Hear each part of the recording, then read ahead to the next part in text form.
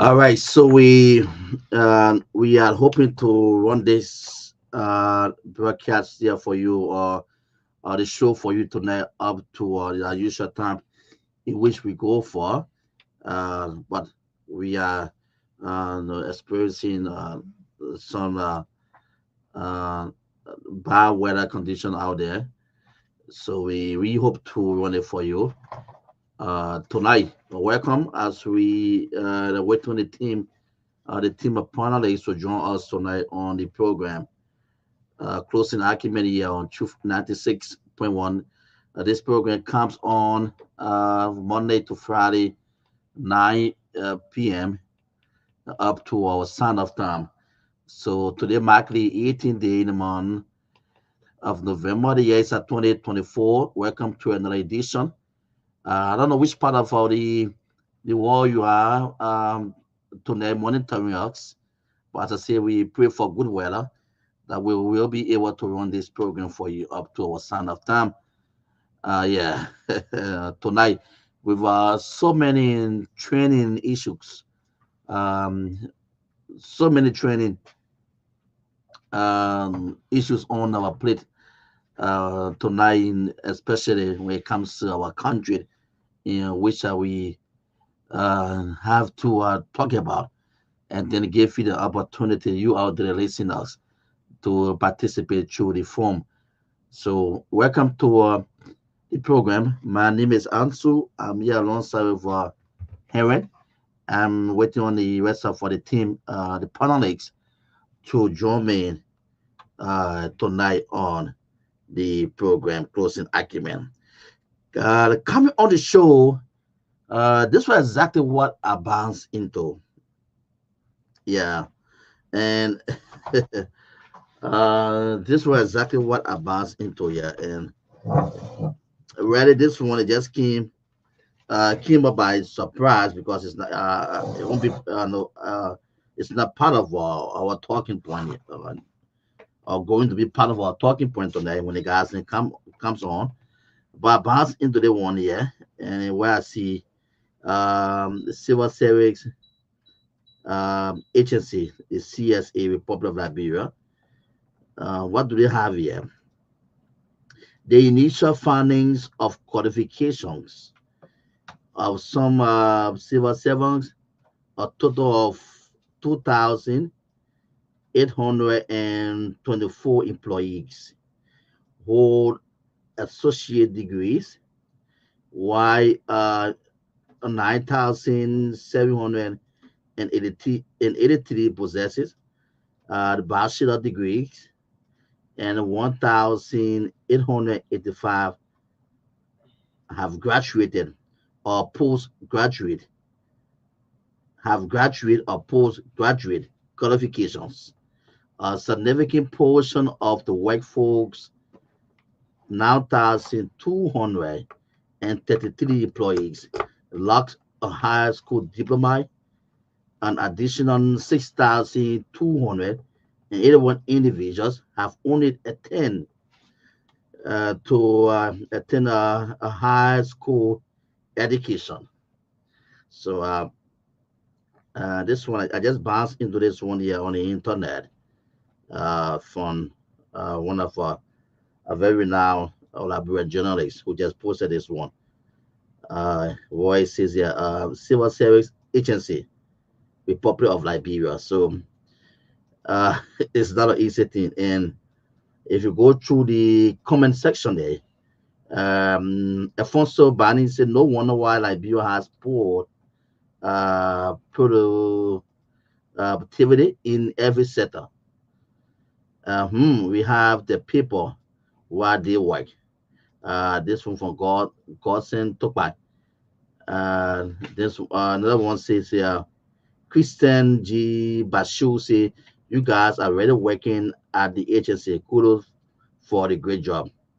Michael T. Yanningo, he said, damn, no wonder why the quality of our service delivery in the public sector is poor. Bealded, who is it Collins? He said, I'm following. Abenigo F. Russell say, source of information. All right, and then Abednego is asking the source of information, and the poster, who is Yanti uh, Samuel Topai, and from OKC, I'm saying CSA, and then you still asking my man. So this one comes from CSA though, guys. Maybe you don't understand what I'm reading out here. Uh, Yanti is saying from CSA. They are saying the initial findings of codifications of some CSA, a total of 2,824 employees hold associate degrees, while 9,783 possesses bachelor's degrees, and 1,885 have graduate or postgraduate qualifications. Then he says here a significant portion of the workforce of 9,233 employees locks a high school diploma, and an additional 6,281 individuals have only attained a high school education.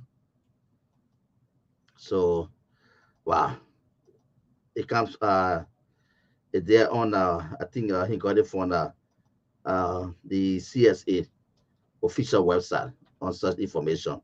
So, folks, welcome to the program tonight here on Truth FM 96.1 Closing Argument. Comes on this radio. As I said, we hope to run it up for you up to our sound of time as we wait on the panelists. Uh, just how we run the program for you through a very good weather, a good atmosphere tonight. We're definitely going to carry it up to our usual time, but we're still observing the weather. So we'll just keep going on for you up to 9:30. Uh, at the same time, waiting on the team of panelists to join us tonight on the program. So I'm Ansu. I'm here alongside for Heron, and let me welcome Heron. Um, Heron, welcome. Good evening. Welcome to the show. Thank you so much. And so it's actually good again to be back on the morning presentation of the closing argument on the Renaissance Radio 96.12 FM. It's actually welcoming again, and it's actually good to be back on the overall. I'm happy to be back, strong, healthy, with the breath of life given me. It's good to be back, and so Okay. So thanks so much, Heron, for joining us on the program here too. Thanks so much for joining the team. Maya is the one who behind the camera, making sure that we can stream this program live. For those of you on Facebook who fighting us too. So we say keep sharing the program up to, yeah, keep sharing the program, keep sharing. Invite your friends to join closing argument tonight. And a lot of things we had on plate to discuss tonight. And the first thing we're going to throw light on the speaker major press conference today, and also the president visit to Sierra Leone, and out in Sierra Leone for 4 days. It's a full working days. Being it will be in Sierra Leone, and also the speaker major press conference in High today. And the major statement or the important one, and any other journalist or anybody who attended that press conference will say the speaker say it again, openly that he will not resign. So while it was training in every quarters, political quarters, they takes an evening again, another one surfaced on the internet, another one again surfaced uh, in the public did this evening, and that was on the budget aspect. So you see it. So we had the speaker press conference already set up, so we could discuss about it, and then the budget being came out, and in which the executive have presented the budget to the House, and this time around it gone to the deputy chief clerk. Yes. Then yeah, so and that deputy, because the chief clerk is not well since this whole drama started at the Capitol building. Yeah, the chief clerk been absent. He's now, I know, she, yeah, she's not well, so she's been out for some time now. And now what's happening now is that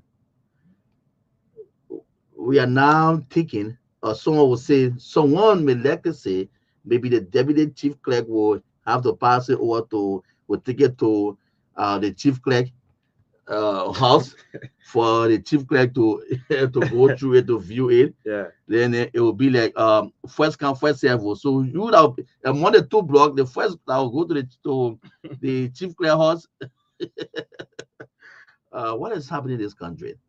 You know. So yeah, maybe the chief clerk will take for now up to Friday to go through that budget sent by the executive.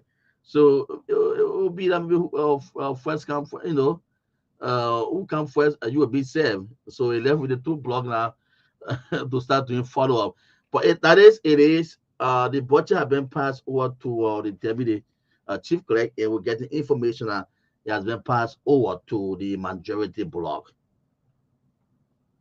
Yes, it has been passed over now to the majority block.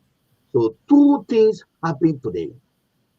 Very important things happened today, in which we are now looking at where the country stands. Right after the speaker press conference and making some strong statement about his resignation that I will not even resign. The few hours later, uh, executive then passed the budget over to the deputy chief clerk and now on to the majority block. And maybe it will go to the chief clerk. Then they will pick it up front, and will decide whether it will, whether it will go to the majority block or it goes to the Kofa team, the Kofa block. But again, someone was sharing idea with me today, and they said, hearing, it can go to the deputy chief clerk or the chief clerk. It can definitely pass it over to uh, the Kofa block. Mhm. Yeah, if it goes to the Kofa block, uh, if the Kofa block cannot have a quorum, then they will have to send it back to executive. Then executive will take it now to the majority block. They were just sharing the idea. I just it was what they were sharing with with me, saying because it must reach the speaker, so that maybe it will go to him. But since the speaker block cannot form a session, Yeah. so you have to what send it back, right? Yeah. They Uh, can say that. yeah, But send it back. Then they now will have to take it out to the majority. But let's wait and see. Since it gone to the deputy chief chief clerk. clerk, let's know whether it will go now to the clerk or whether it goes to the majority block. We only hear that it been passed or to the deputy. The other information about and the deputy chief clerk is also with the majority. Yeah. So it's in the deputy position now. So someone said, but it makes already with the majority. So it's the reason why we just say majority. This whole budget, the whole budget issue. And so, one thing I always get from the speaker, and he don't mean just what on is the aspect that has to do with say I will not resign. Let go by the law. The law says 49.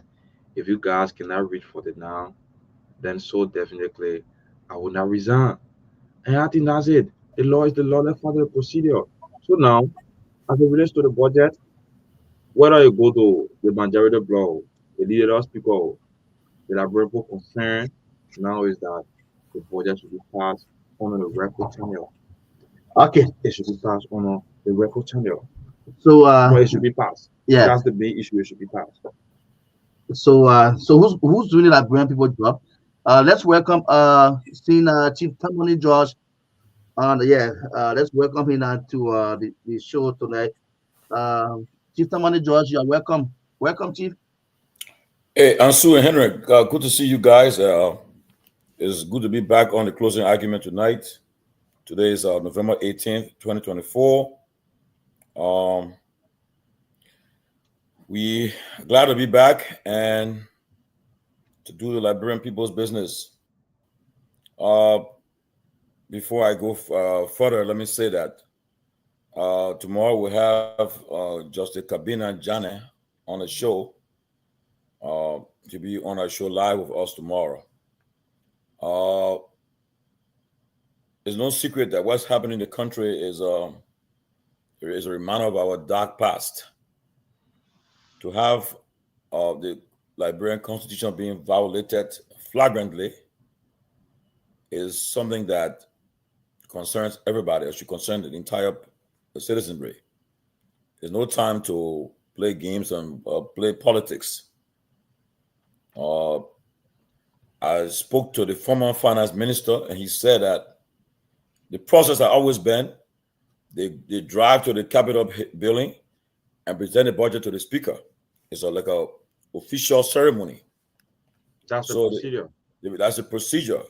But to see the executive branch, when you ask them, they say, "Oh, they're consulting the lawyers." And I'm told that within the circle of the presidency, there have been disagreement there. The legal minds are telling the president, "No, you should follow the law. Take it to the where the speaker is." It's not issue about majority or what numbers or not. It's the speaker. He's still the speaker. He has not resigned. He has not been removed. So you don't go to somewhere else and give it to a clerk.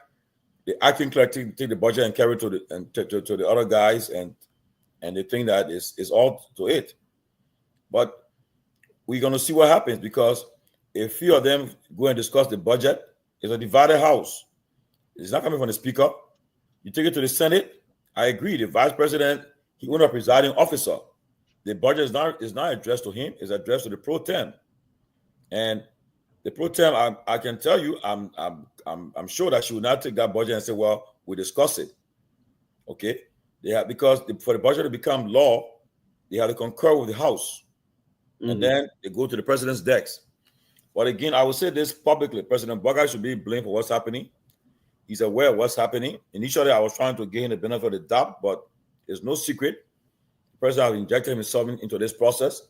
I don't know for why, but he's not doing justice to the people of Liberia. He decides in the midst of looming crisis in the country to take a drive to Sierra Leone by road. And what's so much you not visit to Sierra Leone? You're leaving this important issue to go to Sierra Leone. Meanwhile, you got the Guineans coming to our country, our airspace, taking out come in the military faction and taking somebody from there. And the last time, according to them, this guy Sherry should be in court tomorrow. So bring Bali tomorrow in court. Yeah. But I'm told by Sherry lawyers that Sherry have been taken to Guinea, and he might not be even alive right now. And that's not good. And it's a dangerous thing, very dangerous. And when you tell them, some of our friends from the thing that we play politics, for me, I'm not into the politics business. Politics is over. I'm only here for the Liberian people. Yes, forget about what happened in the past. It's over. Right now, I'm independent minded. I'm not thinking about any side right now. I'm concerned about Liberia, because history will tell us that when these are things that led to crisis in the country, that brought crisis in the country, and we are treading that dangerous path again. And before I came on the show, I got this thing from Front Page Africa that says, next door neighbors. Let me see. Yeah, it said that next door neighbors, Liberia and Guinea, on Monday begin the process of fortifying the borderline linking the two countries amid concerns from Guinea that dissidents are in Liberia recruiting former rebels of the Liberians United for Reconciliation and Development Lord. On Monday morning, this morning, AFL troops were seen arriving in Vonjima, Lofa County, as both countries mount their presence to cement the market area. This comes just days after the Liberian government turned over Ibrahima Khalid Sharif. Guinea says has been the point man recruiting former Lord rebels in Liberia. Now, how will the Liberian government turn over someone to Guinea? Especially they say they're accusing the man of something. Now, you got ECOWAS there. You got to turn everything over to ECOWAS and say, ECOWAS, yes, it's your citizen. Okay? But now, what we see happening is troubling and should concern everybody. Some of us, we've witnessed, most of you guys are young, but I remember vividly when we started hearing gun sounds was in Liberia. When we started hearing these troubling things happening, and people start hearing gun sounds, next thing people start running. And I don't want to see that thing happening in our country again. But if all of these things are happening, it can lead to it. People can take advantage of a situation and get involved. So we should be very mindful of what's happening. But it appears our security forces, our government is not taking heed of it. You guys are enjoying themselves. You got a group of lawmakers getting a pay. Okay? Getting a pay. And they're playing games with the Liberian people. And you think it's a joke. But you got to be careful. Okay? And the speaker today spoke strongly. Y'all got it. Y'all got it, Speaker Kofa comments today. Y'all got it? Yeah, we're hoping to play very shortly. We're trying to get it off the play. We'll play. Okay, y'all get it. Y'all can play. Yeah, hello.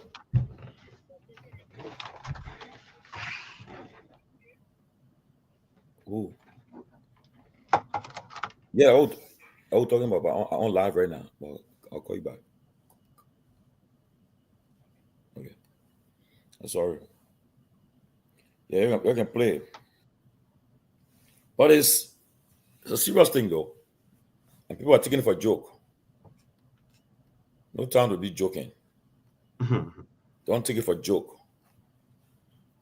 Liberia is heading on the wrong path. On the wrong path. We got people who felt they were fired from their jobs. They are disgruntled. They are making noise too. You got people who felt that they were wrongly dismissed. They are disgruntled. Someone in the security sector. And you don't know that country that you know who got arms, who don't have arms. You know who got what and whatever the case. And you playing with the people's lives today and think all is well. But now until things out of you got ECOWAS. ECOWAS went into Liberia to try to get involved in it, to make things cool. And you rejected them. And they okay, yeah, play it. Let me hear it. Thank you.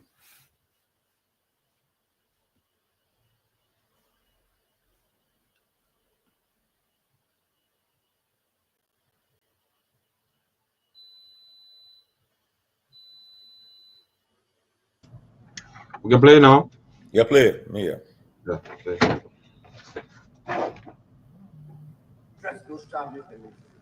In fact, I will ask them for the first time the complaint against me must be tried in public.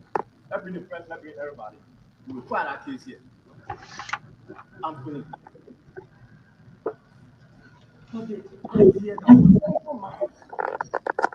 The Liberian people business.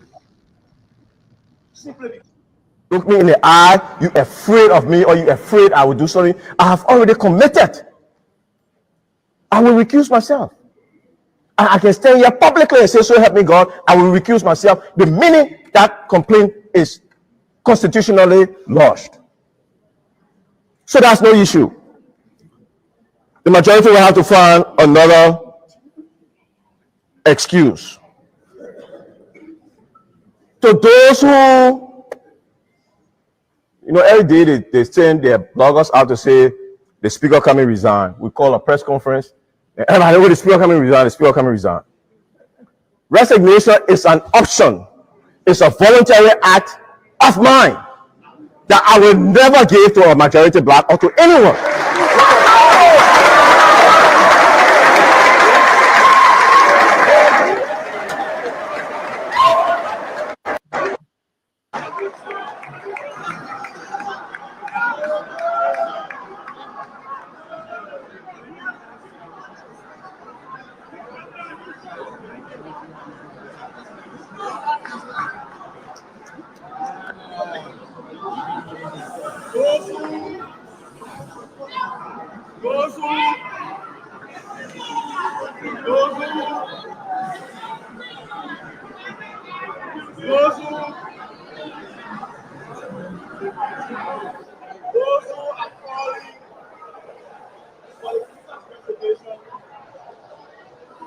To use the time and resources.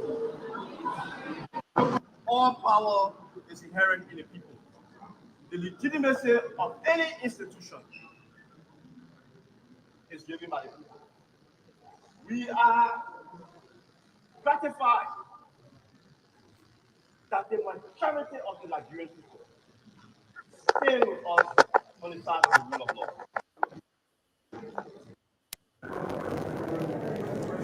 To heed this cause,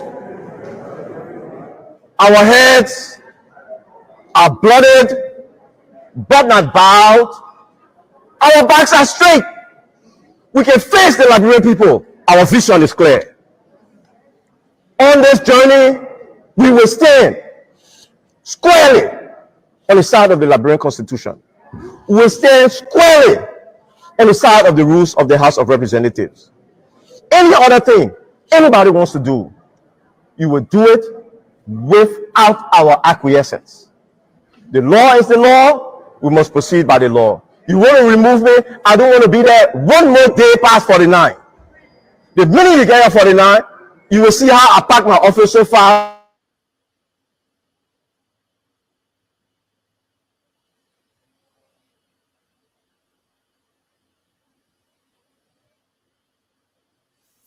All right, Robin, the frozen. Hey guys, and the studio frozen too.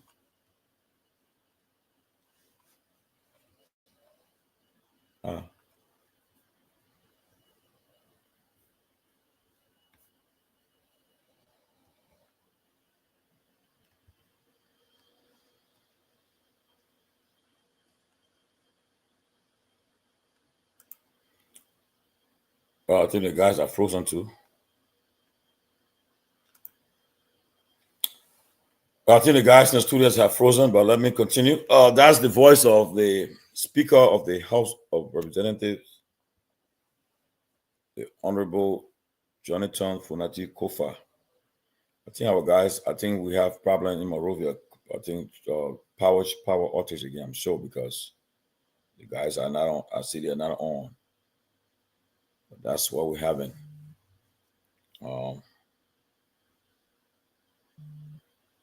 Yeah.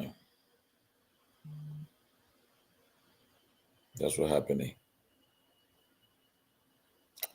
But anyway, we continue until we get back. I will reconnect with these guys. But that's the speaker. Amidst calls for his resignation, a rumor that he's about to resign. He just made it clear today that he's not resigning.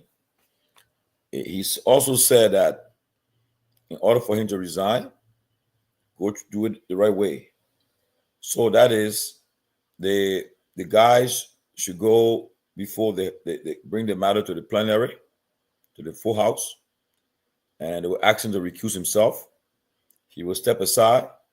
Someone else will preside as acting speaker for the day, acting presiding officer. The guys who want him to resign will present their case to the full body. He will be given an opportunity to defend himself for consider the due process. And afterwards, they will have some argument, counter arguments, and then they'll put it to a vote. And if they take the vote, if they get 49 person to vote that he should be removed, like he said, minute you get a 49, according to the law, their own rules, he will say, well, thank you. You guys have spoken, and you guys don't have confidence in me, and he will leave. But what they're trying to do is to force him to resign when they have not given him due process. And that's been we cannot continue this kind of behavior. There are some people who are not even fans of Funati, but they are saying they got to do it the right way. Not because it has become a norm. Okay, they saw Ben Sanvee did it twice. She removed 2 speakers. So they want to try again. And the present president was sitting right by Ben Sanvee when this happened. Okay, when they removed Snow and Tyler. So now they're trying to force him to resign. All the things you see they're doing right now, taking the budget, giving it to the acting clerk, taking it, giving it to Thomas Fowler.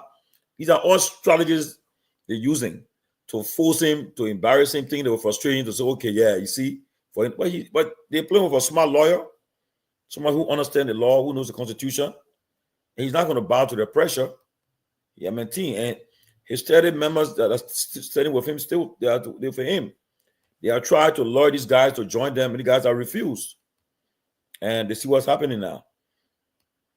So as a result, they have the budget that were given to them by the clerk, the acting clerk. We're going to discuss the budget. At the end of the day, that budget will be discussed. You will vote on it, but you'll take it to the Senate and see whether the Senate will pick it up. But you cannot, it's a divided house. You can't have 30 person, because don't forget, each person represents a district in Liberia. You can have 30 persons that represents 30 districts in Liberia that are not part of the budget discussion. And the people come from districts that are paying taxes too. Okay, they can't be part of the future of it, the budget. You can't do that. So that's the problem they're facing. And one thing that they realize is that if they even go for a full plenary, they will not get it. Apparently, no, they will not get a 49% to vote against to remove the speaker, and they will fail. That's why you think if the guys knew they had it 49, by now they always okay. Yeah, let's go. They rush to the plenary and start the procedure, but they know exactly that they don't have the 49. It will be an embarrassment for them. But what they are doing to the Liberian people is that every day, the money, Liberian people are spending money on these guys every day. Thousands of dollars being spent. And they are failing to do the people's business. And they're taking the money to induce people to come and join them, which is not fair. So, and when you tell some of them enjoying, because some of them they used to gap around here, they enjoying now, so they think that, all because they have a Liberian population that's very cool with them. But you cannot keep pushing the people to the wall.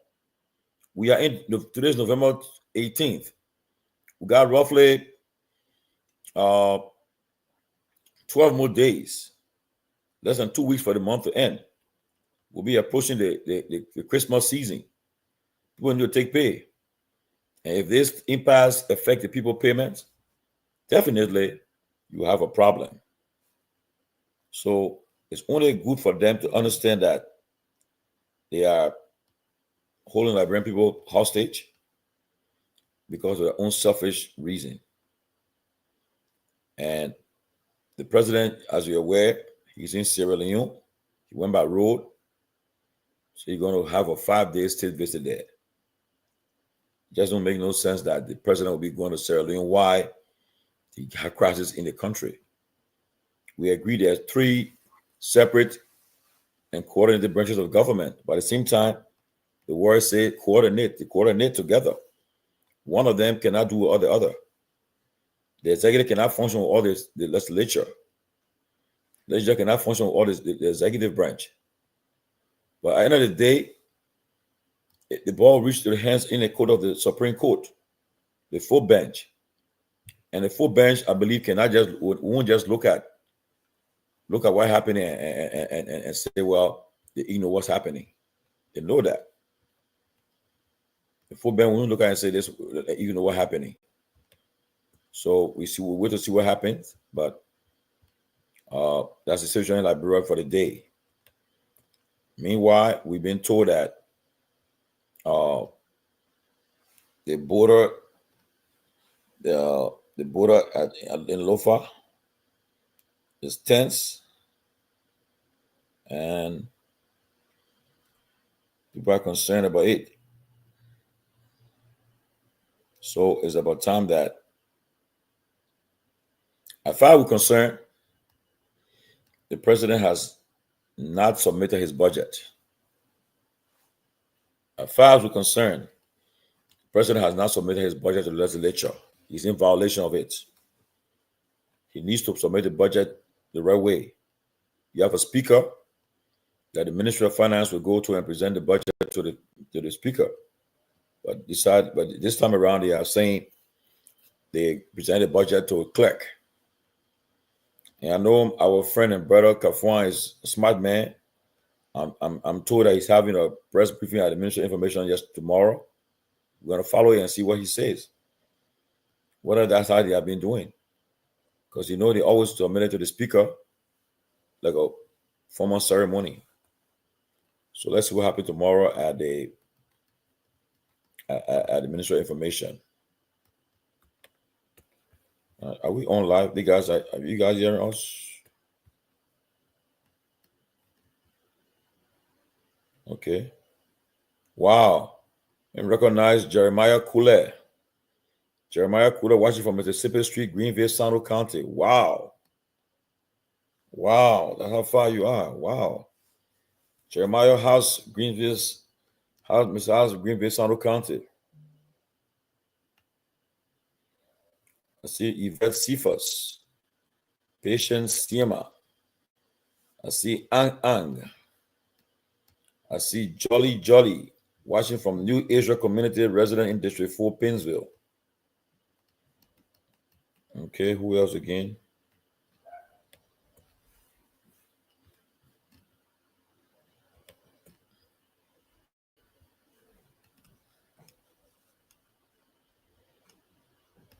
The other one by Abu Kamara, he just said that Abu, you comfortable, you get a good job at the port, so you so you're comfortable.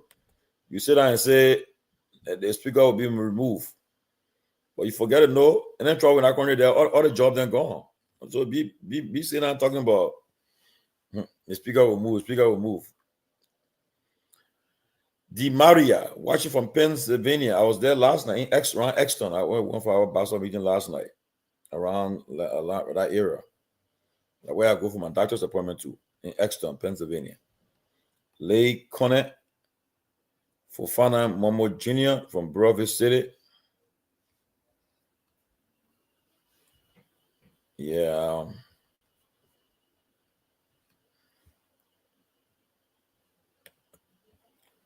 I see Patience. Yeah, I see. I don't know what happened. I know. On Wednesday, we'll have a new guest panelist with us. She's a female. She'll be joining us on Wednesday. I will keep her name in surprise until Wednesday. She will join us Wednesday to carry on the show. But most of you guys, I'm sure, know her, but she'll be with us on Wednesday. I see Hawanatu Mansare from Raleigh, North Carolina, and Sue Coleman, the Economic Freedom Fighters of Liberia. I see Nisia Dawon, Emmett Hammond, Yomancho Asiru Menza, Stephen Nagba Julie, watching from District in Monserrato County, Ruben Kane, Alaska Pay, watching from India, Sidiki Traore. Okay, Abu Kamara. Asada Dawson.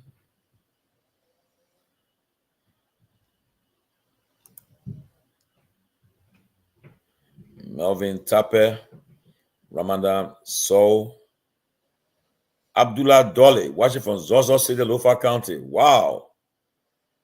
Watching from Sano, from Lofa. You guys, I'll say thanks to you guys, man. We see Pro Mohammed Kamara, Gabriel Dorkoden. Wow. But guys, that's let's continue. Let me just listen. Yes, the leadership of the House of Representatives has expressed disappointment over President Joseph Human Boyka's decision to submit the 2025 draft national budget to the House of Representatives presiding officer, bypassing traditional protocol of addressing it directly to the Speaker. In a strongly worded statement issued Monday, the House leadership emphasized that the move undermines the authority of his office and the constitutional framework governing the House of Representatives. We note with disappointment that the President has chosen to deliver the budget to the presiding officer outside of the usual protocol of directly addressing the Speaker. The leadership said, nevertheless, we take note that the budget is addressed to the Speaker, and in keeping with Article 49 of the Constitution of Liberia, the House of Representatives shall elect once every year, 6 years, a Speaker who shall be the presiding officer of that body. The leadership reviewed that the budget was delivered to the Deputy Chief Clerk at the RLJ's resort. Can you imagine? He is currently serving as a meeting site for a majority black of lawmakers who have distanced themselves from Speaker Kofa's leadership. We must warn all parties not to further jeopardize our constitutional scheme by attempting to illegally act on the budget. He cautioned, describing the Deputy Chief Clerk as a renegade for his role in receiving the draft budget. The leadership further instructed the Deputy Chief Clerk to immediately deliver the communication, which the executive said is addressed to the presiding officer, to the Speaker's office for proper handling.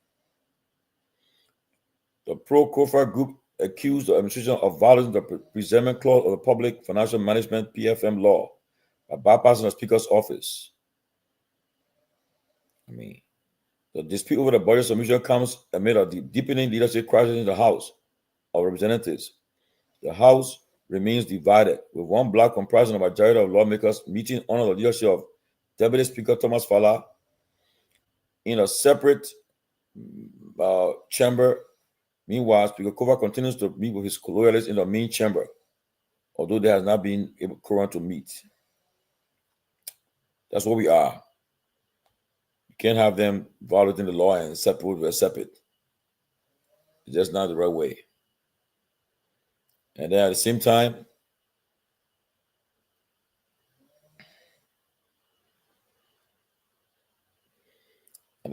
we have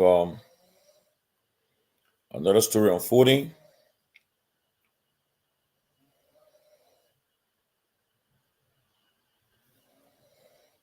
Another story unfolding here.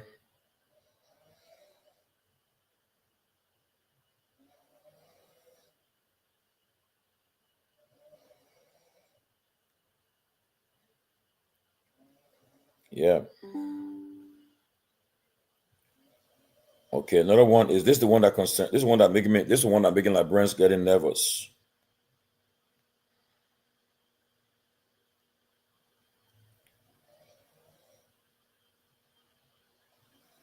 It's the one that getting Liberians nervous.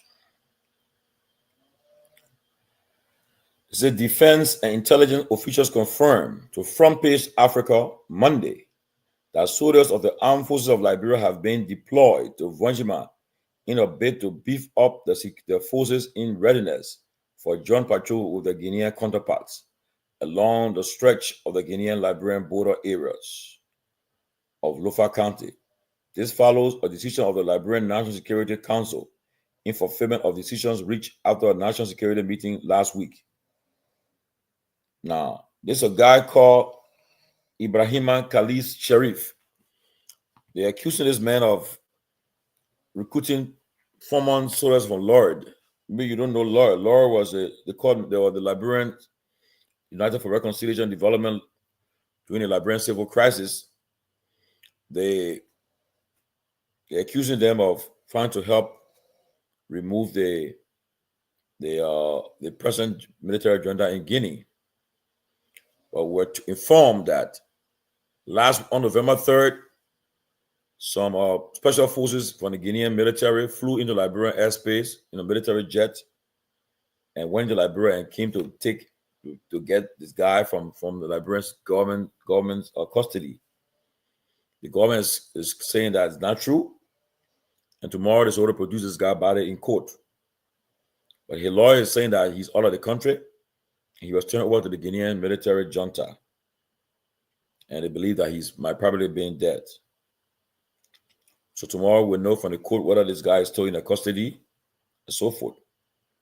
But that's a dangerous move. If that's what we're seeing is true, the dangerous move by the government to do that. You can't take a citizen that's running away, that's being accused of trying to overthrow a government, especially you have no evidence that this guy is doing it, and turn over to the government that requested him. And I think the best you have done was to call ECOWAS and say, this is what's happening, you are intervening, put this guy in your custody so that Liberia can take clear from it. But they're saying that this guy was training people in Liberia, in our borders, to go and destabilize Guinea. We just hope it's not true. But whatever the case, Liberian government needs to speak on this issue. They cannot keep silent. They're going to wait till the year, boom, boom, boom, before they started to talk.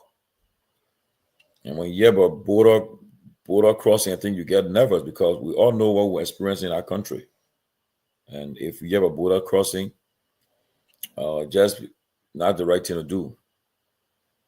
So we're hoping and praying that people will understand and we'll get the thing that is the act together. But all I can say, Liberia is not treading in the right direction. We are calling the government of Liberia to step up, take charge of what's happening. People will keep on talking about the noise. Will lead to something different. We are students of history. We know what happened in the past. And that's why we are making the alarm that anything can happen that can lead to, that can exacerbate and become a broader crisis. People are not happy. People are fed up. This government, yesterday, November 17, made it 1 year when the former president conceded to the present president. I remember that day. It was that fateful day. We were in Liberia when was sitting there when President Weah and all the parties that supported him, all the other coalition parties that endorsed him, they all were present when he spoke to them and said that based on what he had seen, the remaining votes could not surpass the vote lead of then former Vice President Boyka. From all indication, it appeared that President Boyka has been elected president. So he spoke, and right after he spoke to his supporting parties, a decision was made that he conceded the election. Immediately, he placed a call to then former Vice President Boyka. In fact, he asked Eugene Nambo to place the call, but then Eugene could not go through. Then he asked the former Vice President, Madam Taylor, to call because apparently she had a quick close relationship with the former at the time, the then former Vice President. And when she called him, he picked up the phone and she told him that President Weah will be calling him in a few minutes. And apparently they all were shocked when President Weah placed the call. I'll never forget, on November 17, 2023, he called that day on his gold cell phone. And President Boyka picked up the phone and President Weah congratulated him and said that you have won the election. From all indication, I want to congratulate you. And then Boyka said, oh, he was shocked. He said, well, I'm happy. Thank you. And I look forward to working with you to unite the country. And the call ended. The former president wrote his speech, he and his advisors, and he delivered his speech in our president. And that's when he finally conceded the election. And 1 year later, today we in this crisis. And it's very, very sad. It's sad. And we can only call for people to take heed and get the act together, because it's serious. No time to joke, no time to play. And I'm sorry, the guys in Monrovia, this I think LEC gone, so they off air right now. And so I will try to see whether we can do some calls in the meantime as I wait for the other guys to appear. Let me see whether we can do some calls.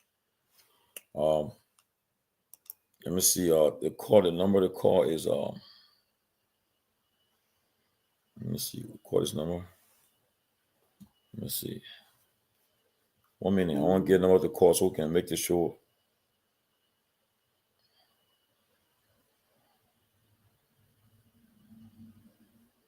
Yeah.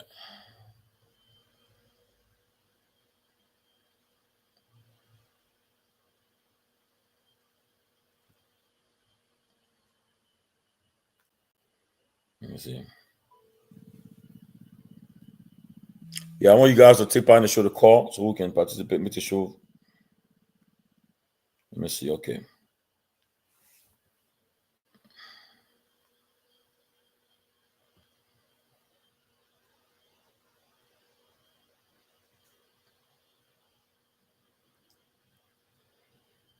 Yeah, so okay, to take part, you can call this number. We can make the show better. 484 521 4925.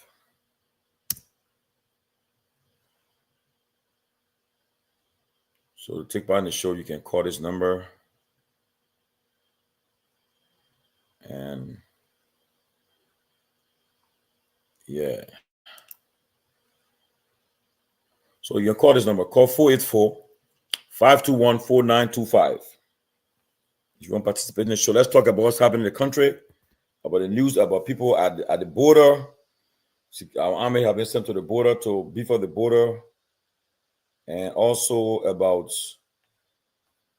what's happening. The president submitting the budget to the guys at RLJ, and it still says that the budget has not been submitted. As far as we're concerned, President Boyka presents draft budget to legislature amid House leadership crisis.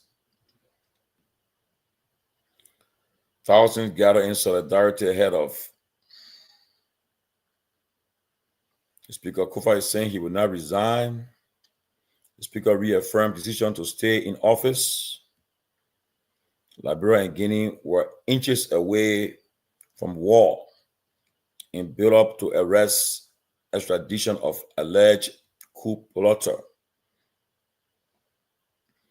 House leadership crisis deepens as ECOWAS mediation. Yeah.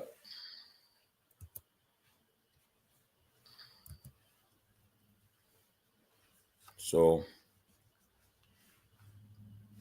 that's where we are.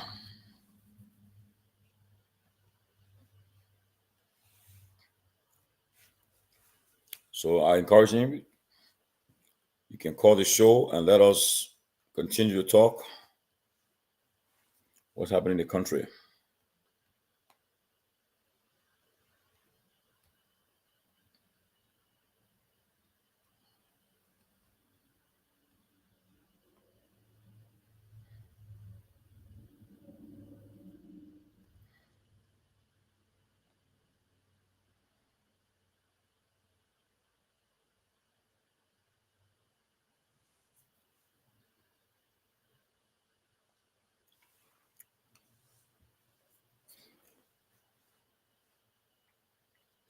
In the meantime, let me read some of your comments.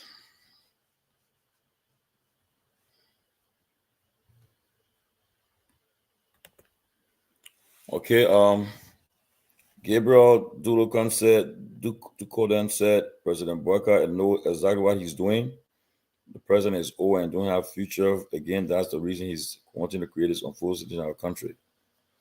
Well,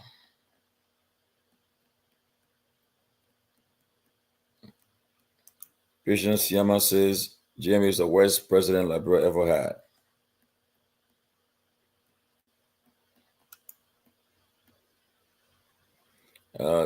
Di Maria said, group of crazy people in the house.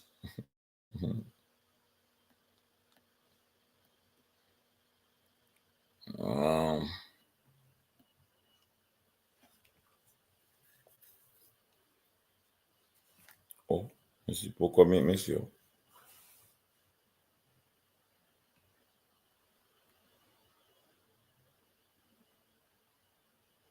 Okay.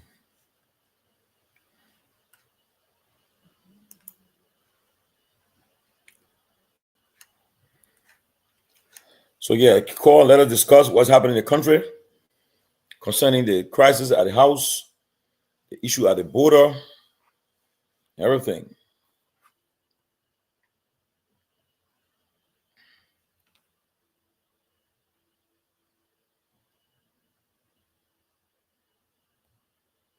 And we're also getting information that President Boyka said he suspended the immigration commissioner, the Liberian Immigration Service Commissioner, Steve Zago, for administrative reasons. Our understanding is that Zago signed a contract with CITES in exchange for kickbacks, US $300,000, to buy 3 pickups, SUVs, and Yamaha bikes, but he didn't. Now we told that CITES was brought by Ernest Kehleboe Gongloe. So there's something there. We got to find out what's happening there. And that's what's happening. And it's sad though.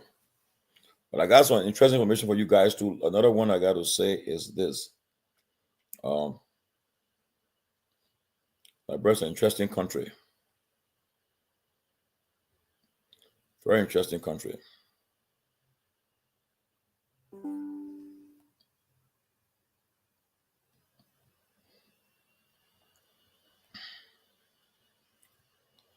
Okay. Do you guys know? See how the people playing with the Liberian people?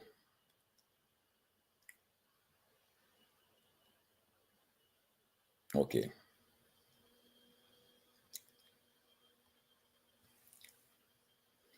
They recently approved recast budget. $57.9 million was given to the legislature, which is less than almost little over 1% of our population. We stand at 5.6 million people. Now you take $57.9 million, you give it to just 1% of the population. You see how the people playing with the Liberian people? Okay.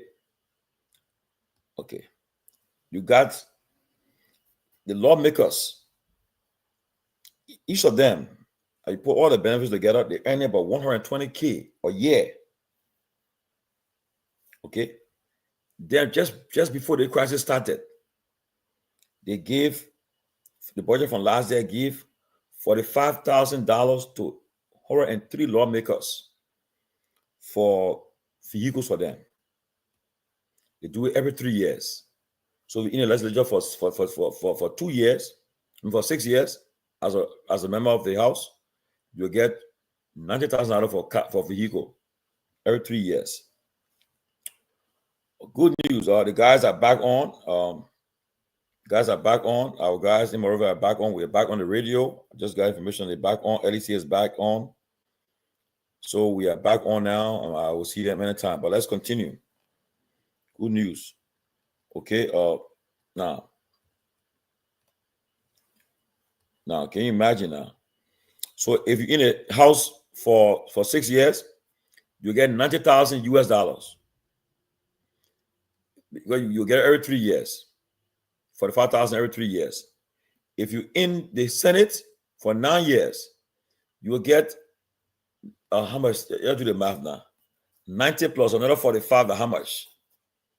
Okay, 120 there plus 15. Yes, you get about 135,000 for being a Senate, just for car. And see what been happening in the country. When after the war, okay, the budget for lawmakers at that time, 2006, 2007, was $9.4 million. 2007, 2008, it went to $15 million. 2008, 2009, it went to $17.9 million. 2009, 2010, went to $19.1 million. 2010, 2011, 22 million, 22.8. 2011, 2012, 29.7. 2012, 2013, 35.1. 2013, 2014, 38.7. 14 to 15, 41.9 million. 15 to 16, 54 million. 2016 to 2017, 44.1 million. 2018 to 2019, 42.4 million. 2019 to 2020, 38.8. 2021 to 2020, 2022, 2021, we went 39.6. 22, 65.6. Last year budget, 67.9. And this year it drops more, 57.9. I thought they were fooling say, yeah, we'll change. Of la. Chinwe. But that's the situation.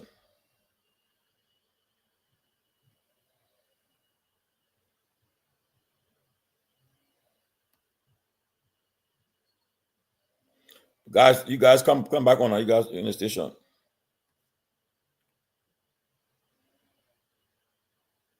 Okay, I'll see you guys back.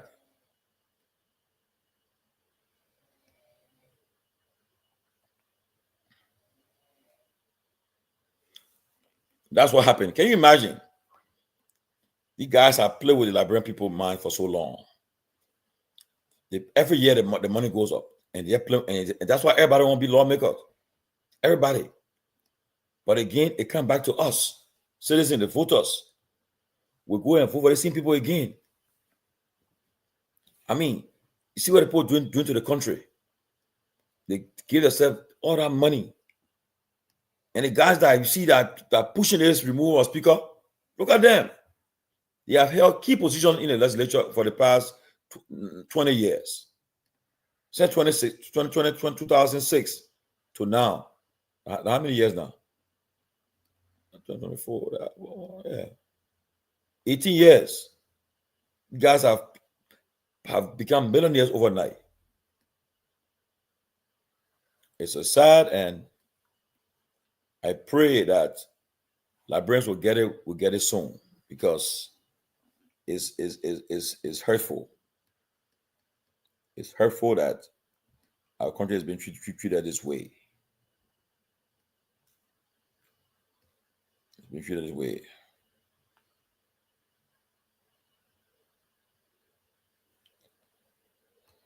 And people, that's where we are as a country.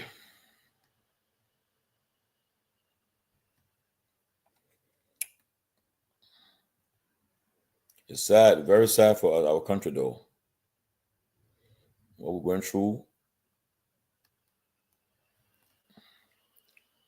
But that's where we are, and until we can do something about it, that will continue to happen.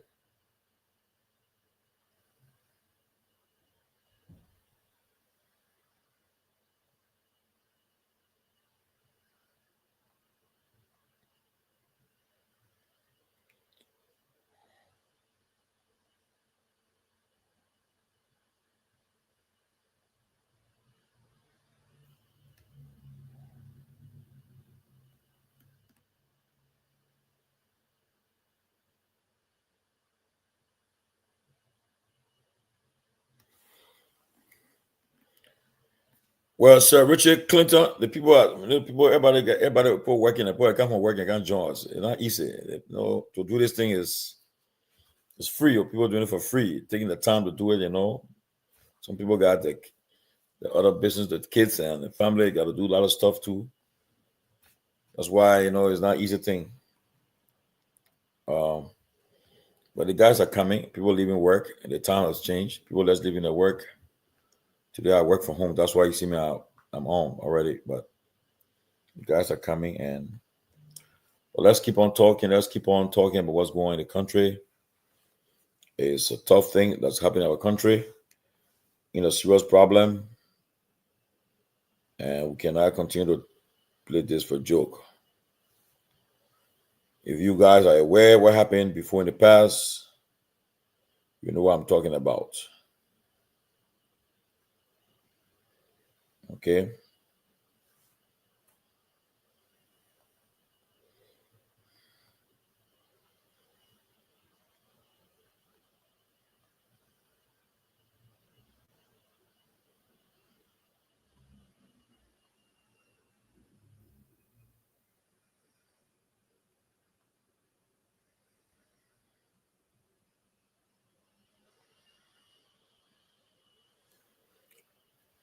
Yes, that's where we are, and as I say again, you can join the conversation. You can take part in the show to join the show. There's the number you can call, and let's participate and make it better. And we pray for our country because we're in a situation where people are not happy, and we're afraid. We're afraid that things may get out of hand. Liberians got to be mindful. Very mindful what's happening in the country.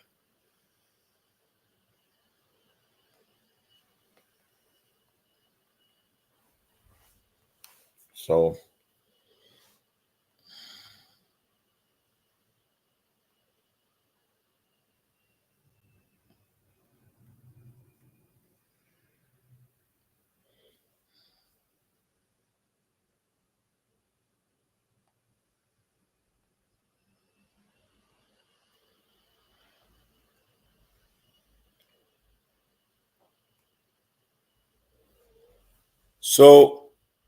Liberians, I want you guys to call and let us discuss what happened in our country.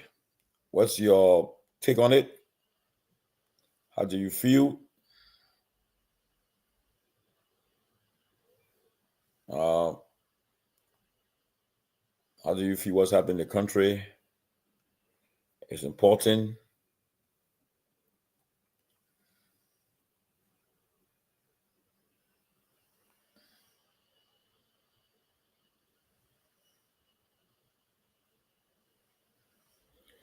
Hold on a second. Let me.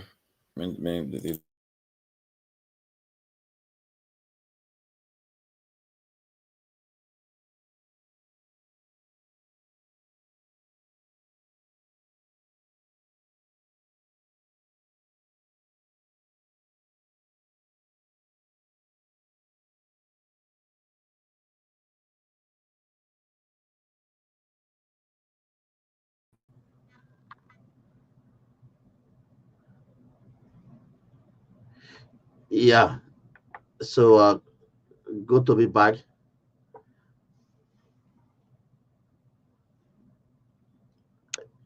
Can you please check the audio? Yeah, I'm not getting the money. All right. So good to be back on the show tonight. And yes, we just went off abruptly. So we sincerely apologize for that break. And as I said, thanks to our technician, thanks to the guys for having us on back here on the program tonight.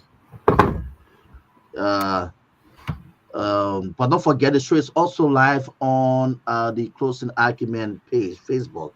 So you can, just in case if there's an emergency, we're having to go off the radio, you can just follow us live on the Closing Argument official Facebook page, and also on Via TV is also on our Facebook uh, page. You can follow Via TV. You can also follow the show to live, just in case if there's an emergency, if we go off the radio. So good to be on. We left somebody on, and we're back. And Dad Peabody have just joined us on the show tonight. Dad, welcome, Bo. Good to see you, my man. Good to see you. Thank you. Thank you for the work you guys do. Thank you so much. When we were, coming on early to keep the show going. We thank you. You and Henry been doing a wonderful job, and that is really good for you guys to keep the show going. But yes, it's good to be on. There's a lot of things happening in Liberia. A lot happening in Liberia. Liberia is in a crisis. The government of Liberia, President Guar has continued to prove that he lacked the leadership capability to run the country. You see him here violating the law back and forth. This is a government who ran on the mantra that they will uphold the law, they will keep the law, they do everything. But we've seen that it's a lot happening. He's been behind the majority group that's breaking away. They are now submitting budget to a group that's not pretty much not even do not have the quorum to do that, and to see a president of that country to go do that, and it shows that he lacked the leadership capability. And I said it, not to make him look bad. I said he might have a good heart, but he can't lead the country, and that's what we're seeing going on. That we're looking at all these constitutional breach in the country.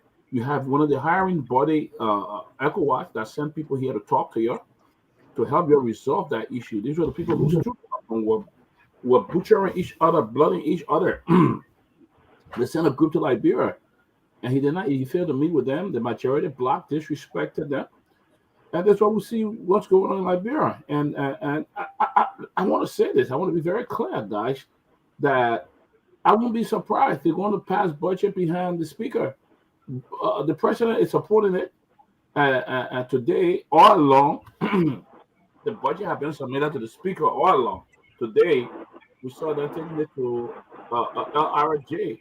You know where they are, where they're being paid to stay there and violate the Constitution. I think it's very, very sad. Unfortunately, this will be a tough fight. But when you have the president who should be in control, not on the side, taking side, he's taking control, and that's what we see. You got this going on in Guinea. You got troops at the Liberia-Guinea border, but he rather going to Sierra Leone to walk about. Because I see that as pure pleasure. And what does that bring to the country? What does that even bring for we know Sierra Leone is our neighbor, but what will you leave your country in crisis? It's the same thing we're telling President Weah. He told President Weah that President Weah going to watch his son to play football for 48 days. The same thing, he was staying there making statements. But look at what's going on in the country. It's just that Liberia is a good country. Liberians are great. Liberians don't want any, but you can't try that in another country. Where you leave the country, you got a lot going on. You got a constitution crisis going on. You got a border police at the soldier at the border. Some other stuff going on there. You're leaving the country to go walk about, because I want to appear walk about, going by road and all those things. That's just he going walk about. What come out of that trip? But it saddens. And what happened today? It's really, really sad. The budget. He said he was consulting. Akula Fofana said it a few days ago that the president was consulting, trying to get legal counsel onto submitting the budget. So you want to tell me that the legal counsel he got there, who are advising as a legal counsel to submit a budget to a group that is not recognized? I don't want to use the Liberian word here tonight. So whoever advised him, is that a legal counsel he was consulting to submit the budget? Is that what you call legal counsel? I think the president is the one that continues to undermine this whole process, and it's delaying the process. The President Boyka get and talk to this gentleman, the country got to move on. The man cannot even talk to the country.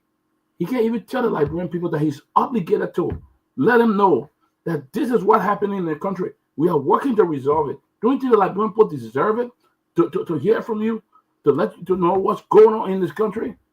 He sit down there, and all they're doing, they're making and eating money. Look at the money he got for his trips to travel and all of that. They're undermining the peace and stability of that country. And I knew he couldn't do it because he did the same thing with CPP, that how he divided them totally.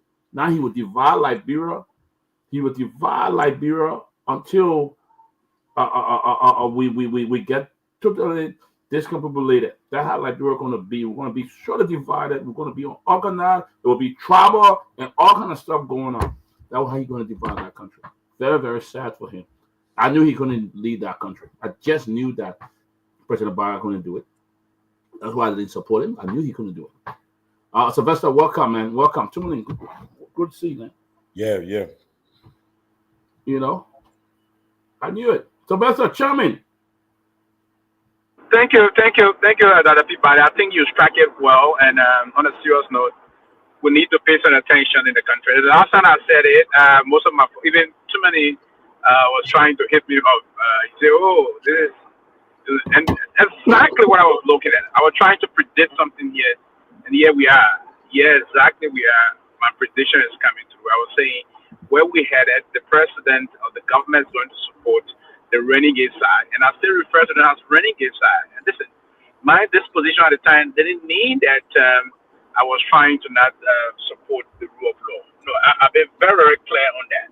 My point is that what I felt was the process about the kind of embarrassment eventually that's going to come out in terms of the government trying to support this process against the honorable speaker. Now, here is it. For the government, for the president to come out and say he's consulting his legal team, that was tantamount to the president already giving a version to the renegade side that I was trying to remove the legitimate speaker in a way that they cannot. Now, here's what that's going on in the country. There are some folks that believe the speaker sounded defiance today. I don't think that is defiance. The speaker acted the way he believed that those guys don't have the number to remove him, so he's trying to cause some embarrassment for this administration. Yes, that's what anyone wants to do. They don't have the number. The speaker only needs 25 persons to be loyal to him. 25.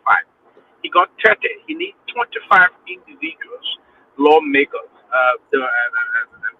to be loyal to him to continue this process. Now, after tomorrow, Tuesday, if there's no working section under the constitutional authoritative quorum, because Article 33 of our Constitution is very clear, it's emphatic that we need to have quorum to conduct legislative business. If there's no quorum, meaning we're already into some major constitutional crisis. Folks are not paying attention. We are not being realistic to the process of our democracy, and some of us are paying key attention. By giving the budget to the renegade side does not fix the problem. We need to come to some finality in this process. By giving the budget to the renegade group, the rebel group does not mitigate this situation. Now, the fact that there's no quorum to conduct legislative business after tomorrow, you will have vowed that is tantamount to abrogating the Constitution of our country. And we need to begin the process of paying some deep attention here in trying to mitigate this process, or we're going to be heading to some problem. Other than that, folks are going to come out and be lawless. If we are anybody that's going to be lawless in our country, going to have room, because our responsible men and women are not paying attention to the process about maintaining our democracy. And it's part of the reason why ECOWAS came. People say, hey, the government didn't want to budge to ECOWAS because they believe, do we know as people how many times or blocked the ECOWAS countries share in that country to ensure that they give up peace and tranquility that we have today?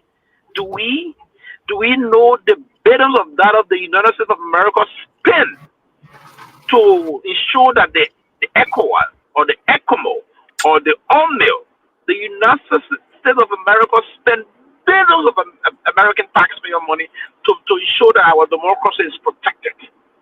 The United States did that. ECOWAS, particularly Nigerians, Ghanaians, Guineans, these men and women die on our soil is showing that we have peace. The last peace process, the Accra Comprehensive Agreement was just in Accra. In Accra in 2023, 21 years ago. 21 years ago to ensure that we have peace. And now our democracy is trying to kick off. We've had 3 successive democratic elections, 2 democratic turnover from President Sirleaf to President Weir, from President Weir to President Boakai. Wonderful democratic credential. But where are we today? We have folks that are very undemocratic, anti-democratic elements that are trying to introduce those kind of counterproductive thinking in our country and believe that that's the right criteria or basis to move the country moving forward. This is dangerous. It got the proclivity of undermining the peace that we enjoy today. And we all contributed to the peace. We really sit and allow a group of neurophytes begin the process of penetrating the system and saying that they're coming to do this or coming to do that. It's unfortunate. If the government will give room to this, you're accepting the chaos. Now, tomorrow we may wake up, the speaker will want to think about the country. Tomorrow we may just wake up and hear Speaker Kofa has resigned.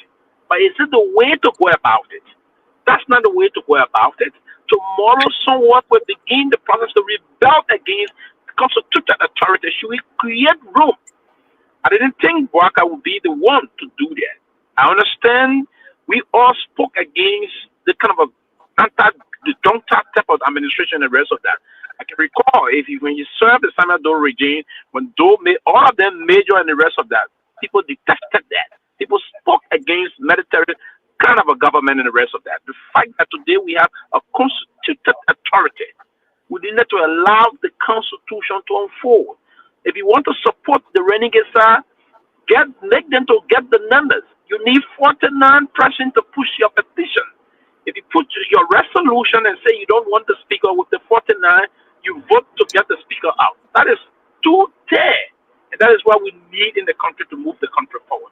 But to begin the process at this critical junction, to come and say you're going to do this, you're going to do that, and couple with what I want to refer to as internal neighborly conflict that is oozing all of our very close, a very powerful neighbor, because Guinea is more powerful than us militarily.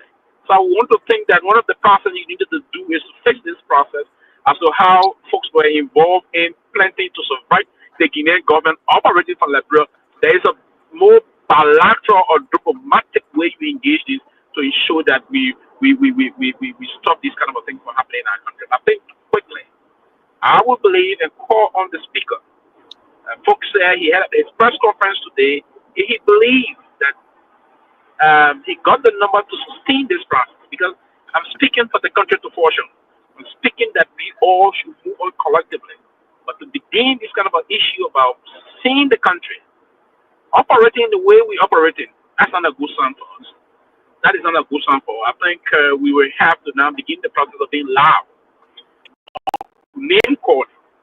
That those that are trying to damage the country democracy because of money, we need to begin the process of exposing those people. That is dangerous, very dangerous, and it is uncalled for. Well, we have Attorney Isaac W. Jackson is here, and Junior, and he would love for him to contribute to this discussion. So Jackson is, he's no stranger. He's very outspoken. He doesn't hold back his views.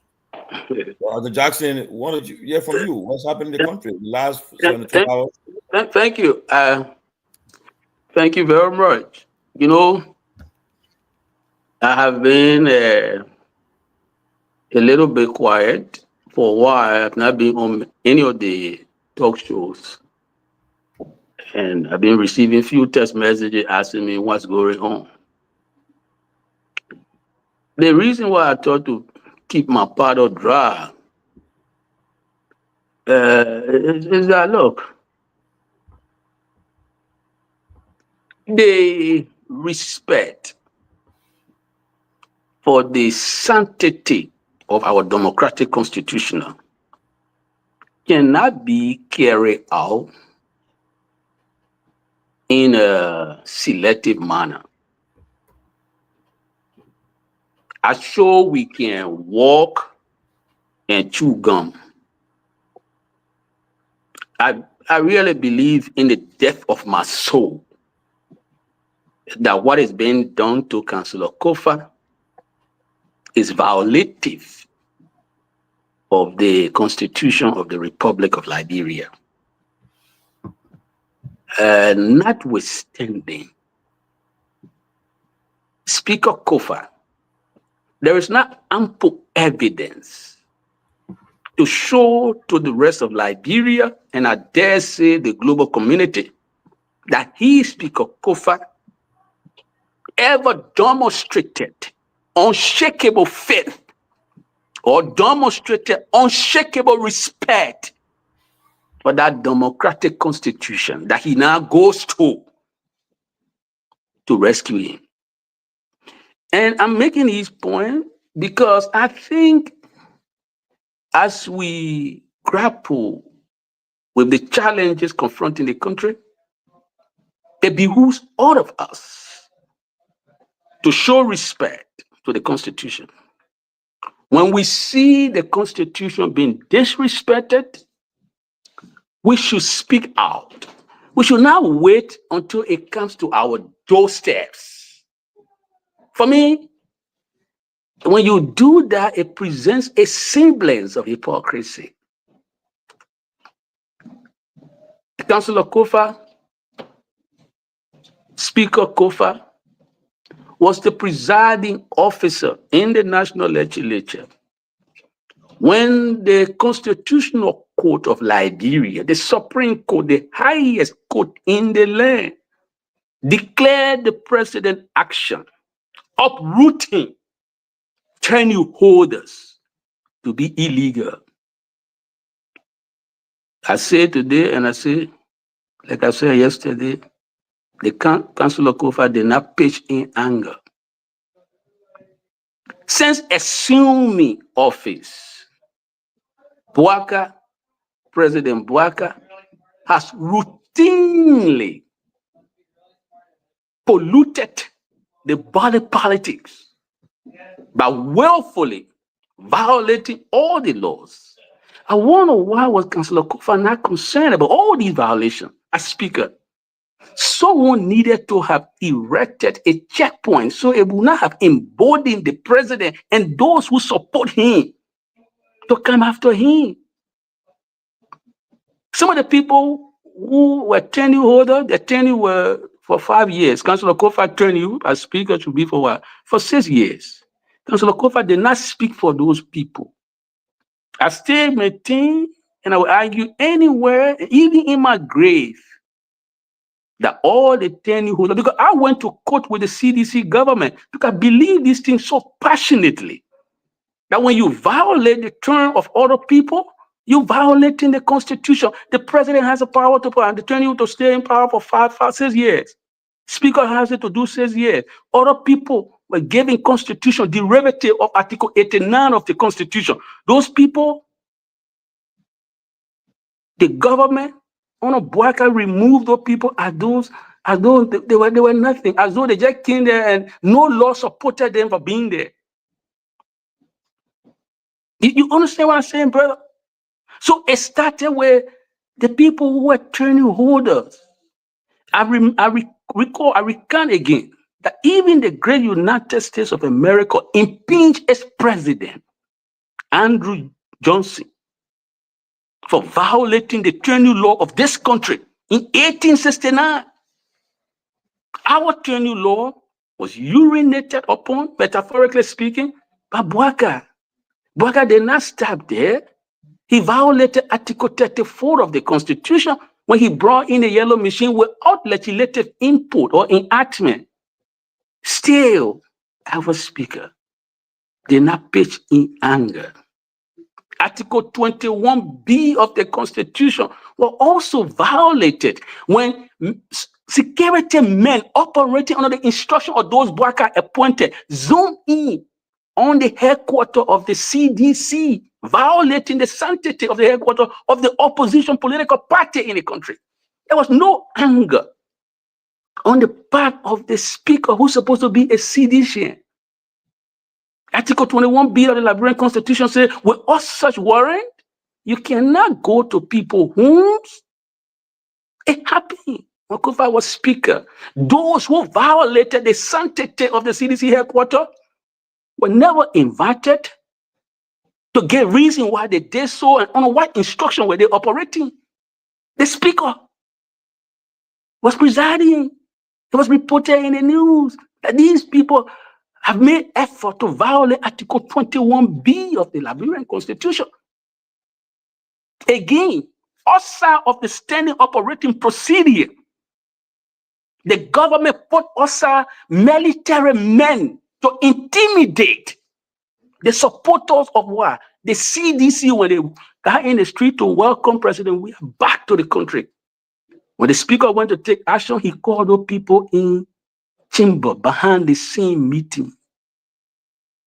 People who put military men in the street to intimidate the supporter of the party that you come from, to intimidate the supporter of the leader of the party you come from. It shows no anger. So, brother, I'm making all these points not to give justification for the removal, the unconstitutional removal of Brother Kofa, but to say to all of us that it doesn't matter where the fire starts. He has the potential to burn the house. As I speak today, I'm disturbed that all these things happen under the watch of Speaker Kofa. Now, the fire is on his house. I'm saying this, and I will point out President Bouaka. It's painful for people to lose their job. People who had a new job, they lost their jobs. Today, Kofa is fighting desperately with everything he got because his job is on the line. You know, they don't want him to be speaker anymore. His job is on the line. If peers are saying, no, you can't be speaker, your gavel is tainted. Whether or not that accusation is justified is one thing. But the procedure, the methodology being deployed, the manner in which they're going about it is not supported by the Constitution. We go to Brother Bouaka, who is the president. Mr. President,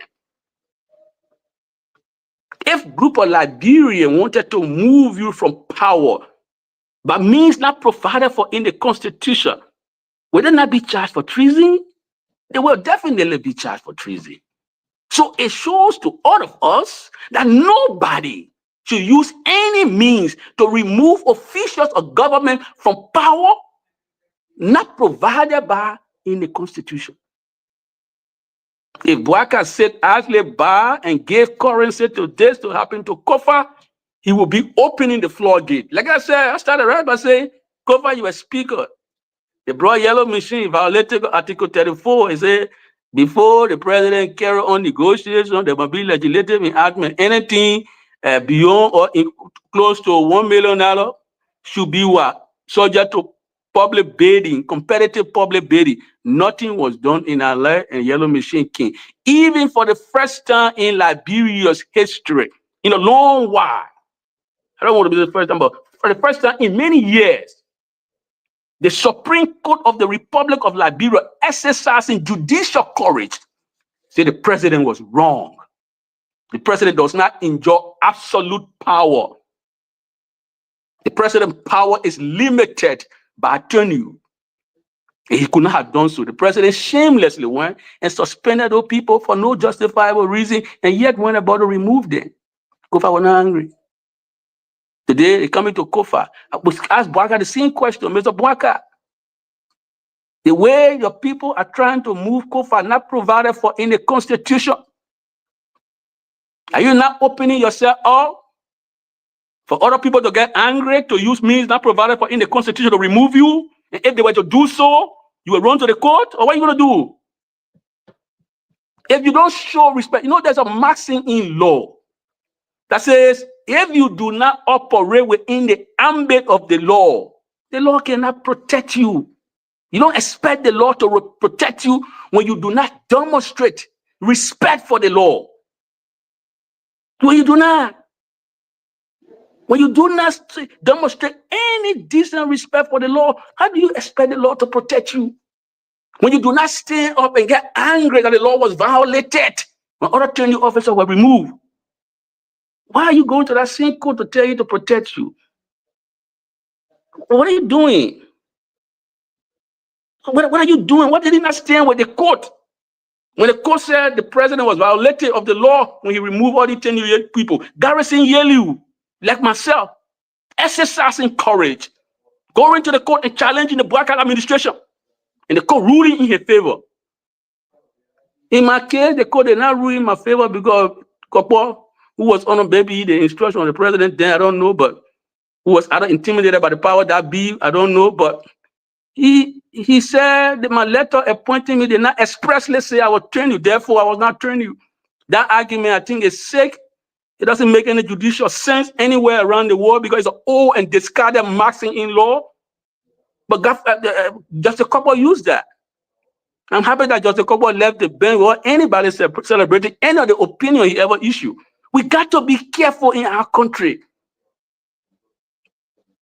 If you move over illegally as you're doing, when other people get angry and come to move you by means not provided for in the Constitution, Bwaka, what your people will say? What will stop them from not moving you in a manner not provided for in the Constitution? That's the question Bwaka needs to ask. That's the question he needs to answer. That's the question he needs to juggle with. That's what they need to grapple with. United Party people, those who are celebrating the removal of Kofa by means not provided for in the Constitution. If somebody were to get angry now, God forbid, to try to move President Bwaka by means not provided for in the Constitution, will they have the moral authority to stand against those people? Will they do that? No, they will not do so. You concede the high moral ground when you do what you're doing. This is wrong. It is wrong as wrong can be. You know, brother, so I'm just saying to Brother Bwaka, to all the people who are lawmakers, that Liberia have come a long way. We can't continue to tarnish the image of our country by doing what we are doing. Speaker Kofa has said that I'm available.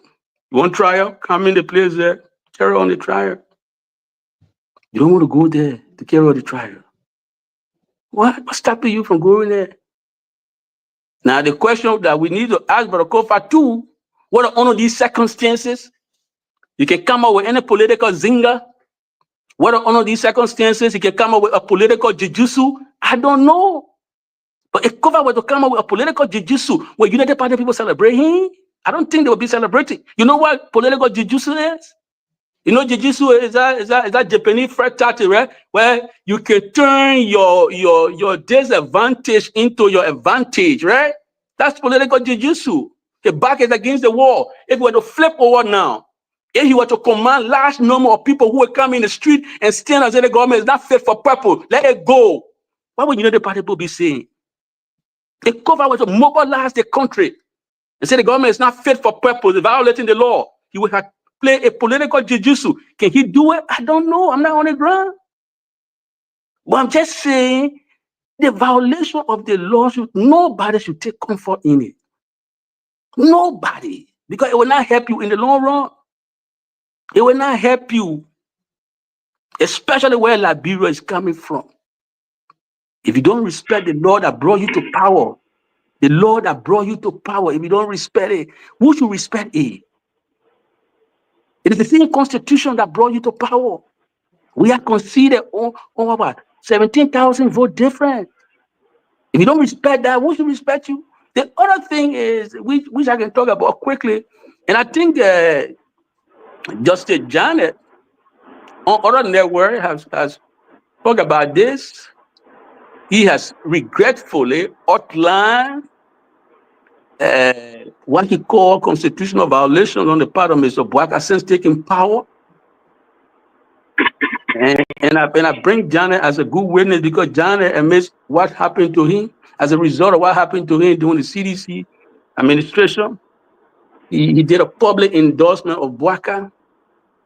And right now, I think he's either regretting that endorsement because he believes that the Bwaka government is not showing any serious and decent respect for human life. And I tell you, brothers and sisters, everybody listening to me, any government that doesn't show serious respect for human life is demonically evil. Any government that doesn't show respect, because it's the first duty of the government to protect life and property. Any government that doesn't show decent respect for human life is demonically evil. That's what we see happening now. Justice Jallah was on radio accusing the government of murdering his client, either in prison or turning the client over prematurely. We don't know, but I'm just saying, why are we not talking about this?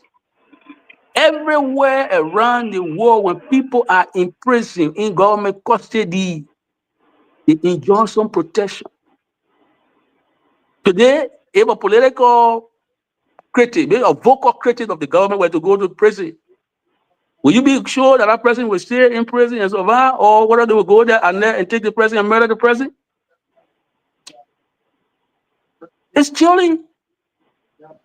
We can't be resurrecting that notorious ghost of the past, where people will go to government prison and suddenly they will disappear. You know, it's a new. It gotta be a new. We gotta be a new dispensation.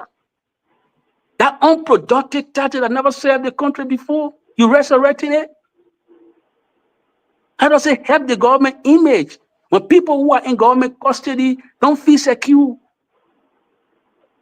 You know, so whether we did it to advance security protection with the junta in Guinea, or good coordination or good cooperation, bilateral coordination with the government in Guinea, the manner in which we went about it, I think it's productive and violative of any civilized norms.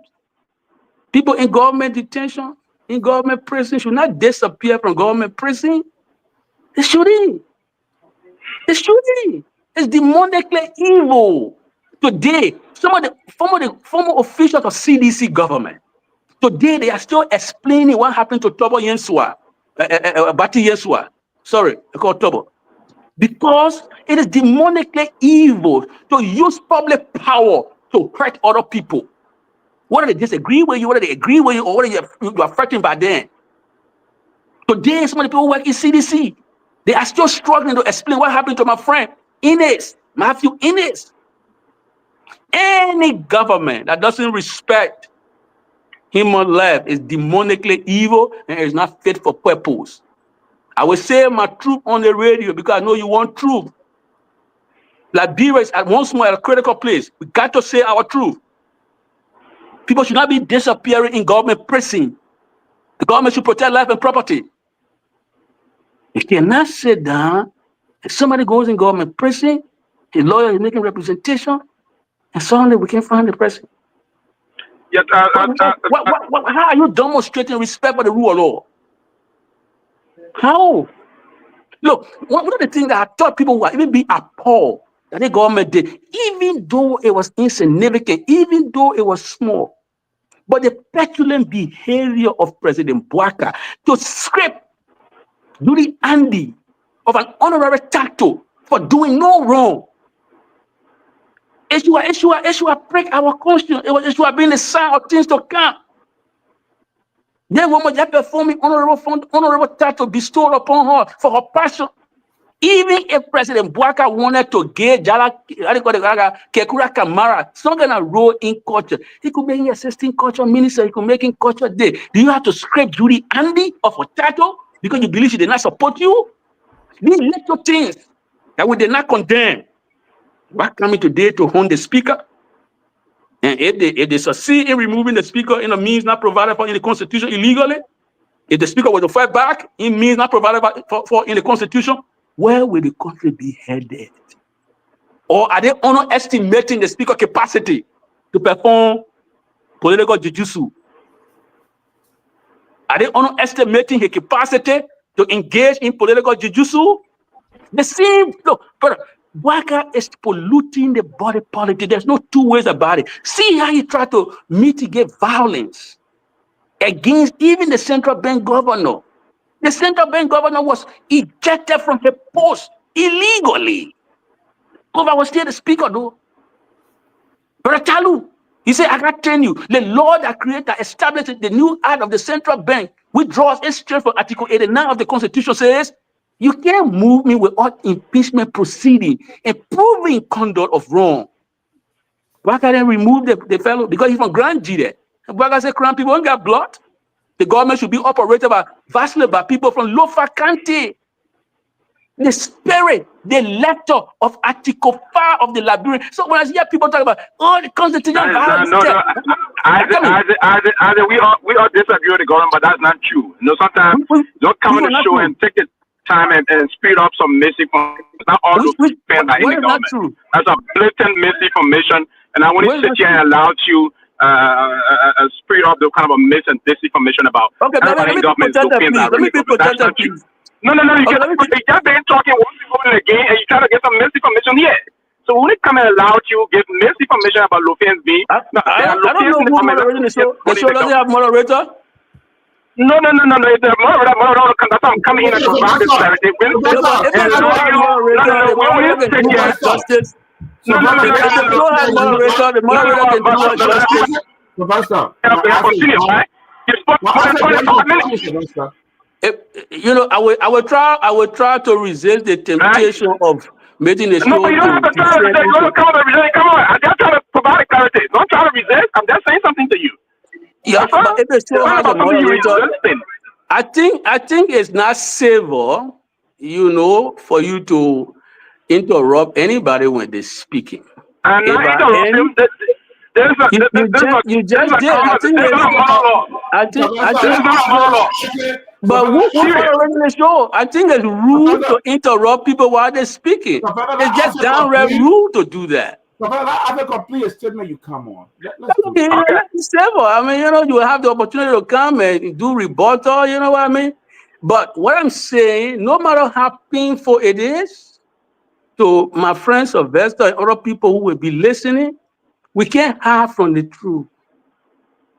Article 5 of the Liberian Constitution speaks against the promotion of tribalism in the country. A pro-democracy group in the country, in its report, Central, have accused the government of being more tribalistic than Doe. I am basically reporting what Central and what I have seen also as evidence. So there can be no debate about this, that Bouaka is promoting political tribalism in violation of Article 5 of the Liberian Constitution. It's clear. You know, brother, I'm not come here to make people happy. And if my truth doesn't disturb you, then your conscience is dead. I'm glad that my truth can disturb you to be shouting across the floor. Because, brother, it's not just about Bouaka, it's about our country. It's about our country. You know what I mean? So I can go on, brother, to name, and I'm sure the public will agree with me, to name people who are from Lofa, who are dominating the government, and our people. This is a public evidence. It's an evidence that's in the public domain. The man who heading the military is from Lofa. One of the most powerful positions in our governance system is the Minister of Internal Affairs. That man controls the local government. Pewee, where does he come from? He will not answer now because he's scared of truth. He's from Lofa. The man who controls the finances, the Minister of Finance and Development Planning of Liberia. Where is he from too? The name is Augustine Pehe Ngafua. He's from Lofa. The man who controls our revenue, who collects money for us. Where is he from, brothers and sisters? His name is Double Jallah. He's from Lofa. How much more evidence do we need to agree that Bouaka is on a dangerous path of promoting political tribalism? That even the nephew at the central bank, the man who controls the monetary policy, who operates the monetary policy of our country, he's from Lofa too, and Bouaka's nephew, doubly violating Article 5, which speaks against tribalism, sectionalism. You know what I mean, brother? Okay, So what is here that you try to, emotionally coming up for? You don't let truth, brother? Let's speak the truth. All right, brother. Let's speak the truth. So all that I'm saying, and Peabody, let me lay on this point. That I'm saying here, brother Peabody, and to the listening audience, I have not come to disturb anybody. But what I have said, I know it will disturb other people who got conscience. That the way our country is being run is not what our people voted for. They didn't vote to resurrect the ugly ghosts of the past. They didn't vote for the president to once more pollute the body politics by dividing bribe money to remove the speaker means not provided for in the Constitution. They did not vote for Lofa people to be holding the vast majority position in the government and basically tribalizing the governance system of the country. That's not what our people voted for.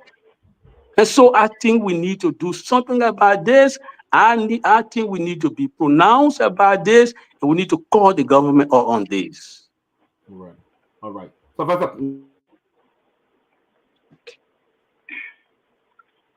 thank you, Dr. Peabody.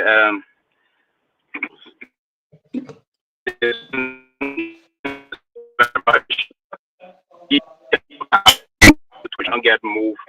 I'm one of those that my intelligence, my emotional intelligence is very perfect in terms of how I digest issues. And I critically go through some of those things, even my current process I go through when I interact with professors. They will always say to me, one of them was saying to me last week, hey, how do you go about this thing, digesting issues so intelligently, then allowing things to go aside? I'm not one person that get moved. But what I hate basically is for people to be over emotional and sentimental when they're expressing things. We all differ with situations. We all disagree professionally with situations. But what we do, we align our thought process to be more or less very intelligible. And that we should have this mutual understanding as to what we want to say sometimes. And don't just come and give an extraordinarily misleading information to our folks. I never hit the facts. I'm one of those that always believe in speaking the reality. I'm one of those persons that believe in criticizing government, but being realistic about it. For instance, I have never supported what is unfolding in the country currently. I'm one person, I'm a constitutional kind of a guy. I believe that we should respect the rule of law and attempt to circumvent the law. That is tantamount to abrogating the Constitution. I have said that time to time.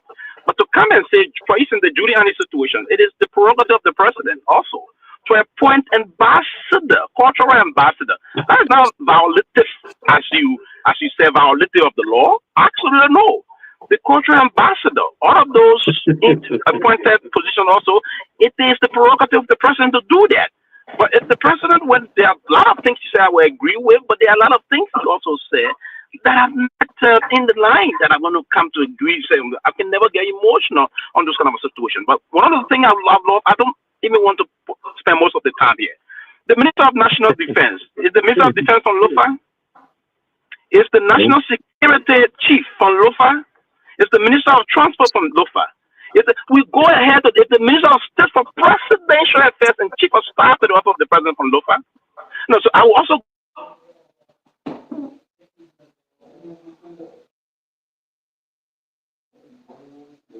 Sylvester have frozen. He kind of frozen. He kind of frozen. So we will have to begin the process now of trying to go and get legs of government officials.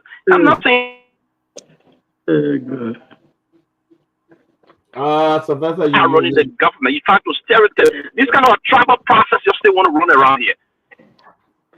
But Sylvester, are you there? I mean, it's the Minister of Information from Lofa. Absolutely no. So we should not.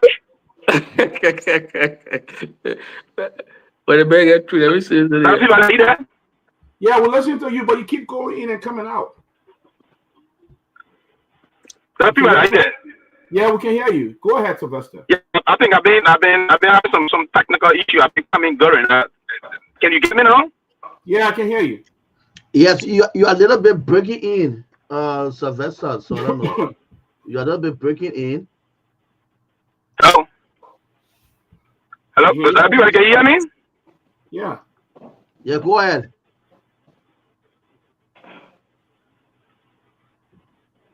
All right, Sylvester, you want to come back in? Mr. Jackson. Yes, okay. So let me, you know, brother, it is laughably ridiculous that my brother will want to obfuscate the truth that all of us know. When I made mention of Julie Andy, did I say that the president removal of Julie Andy was a violation of the Constitution? The word I use, and I think some of these people got to learn, take time to listen, is that the president was being petulant or being small-minded. And the role Julie Andy played was not an ambassadorial role where she was serving in any country. It was an honorary title bestowed upon her for her passion in that sector. What the brother doesn't know is that I work in that sector. That was my entry position in the government. So I know what I'm talking about. I was the assistant minister for culture who replaced Jai Kwe. You know what I mean? So I know what I'm talking about. So Julie Andy was not a salary taking or salary receiving ambassador. It was an honorary title. And our law said, before you can scrape somebody of their honorary title, like those ambassadorial titles that are conferred, there must have been what? Either a felonious crime. The person must have committed some crime that will bring the title into disrepute. Julie Andy title was scraped of her for what felonious crime that you know she committed? For no crime, right? It was only political vendetta, sheer political vendetta. I'm criticizing the president for being petulant, for being vindictive, for being a bearer of deep-seated grudges. This is what I'm doing. So in outside of the thing he misunderstood about Constitution, president got prerogative to go. Even the prerogative the president has, he's not supposed to abuse it. The prerogative power of the president to appoint and dismiss should not be abused. But again, I understand his limitation. His strength is not the law. That is his limitation. All right? So, brother, you come to discuss the law when you are not even schooled in the law and don't understand anything from the law. You're living on borrowed knowledge and you're going to be shouting. It's not about shouting. It's not about shouting. You understand what I'm saying? So, brother, let's take our time. I got. Are you there? Yeah. Let him. I'm back, please. And let me sit here for the record. I think the show might be probably more moderated so that people can enjoy it. I was on the show. I was on, and I got technically kicked out of the show. Yeah, so basically, come back and the moderator won't allow you. Then at least I can name my tomorrow going to allow me. Tomorrow going to allow me. I'm just going to say. Tomorrow going to allow me. Actually, let him chime in, and then you come out. No problem. Yeah, but there are people. Yeah. I was saying, listen, and I was about listening to some of the things you said just now. Do I look at someone that will go for borrowed knowledge? Do I know like someone like that? Do you know me? Do you know my intellectual record before of my current record and moving forward? Do I look like any individual that will near the process of going for borrowed knowledge? I'm far from that. I'm an independent individual that do analysis and research. I don't have to be a lawyer to discuss issue of law. I don't. If you came here to pretend you have to get kind of a line of using this kind of a type of practical communication here, they want to give favor. Absolutely nothing. I'm not one person that would do that. Never. There's nothing in the law that you can exhibit here as a lawyer. As a lawyer that have not practiced law, open it to see, to give any legal brief you've done. You're the lawyer. You should be telling me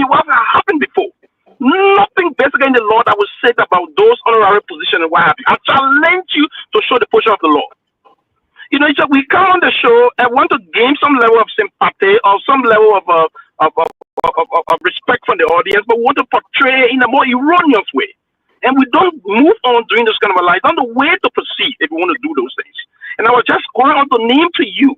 I've agreed that this person have misstepped in certain areas, but there are certain information you will come up, and for me, I don't believe in the dictating trying to criticize government. I love to strike the delicate balance. And the delicate balance is where I will be rational in my thinking in terms of how I move to criticize any government official or government. I don't do it because I want to get favor or I want to do these things. No, I take time to do my analysis, and I'm detailed in and trying to project those processes. And that's how we do things. And that's how every intellectual should behave. If the government does commendable situation, we commend them. If the government did anything that is condemnable, we condemn and proffer some solutions. We have to be solution-oriented in terms of our criticism. We cannot just jump to the sky and use blatant mischaracterization of what is unfolding in the country because we want to give some favor or some capital, if you will, political capital. We don't behave that way. And in the intellectual and civilized world, we have to do our measurement in terms of the structural proceedings politically. That's the kind of person I am. That's the kind of a detailed enemy I am. I don't just move to just bluntly criticize because I intend to do that or to gain favor the other way around. I was just going on to name certain processes unfolding in the country. The Attorney General of the Republic, there are critical positions. If Dauphians are in the country, there are more critical positions in the country that are given to non-Dauphians.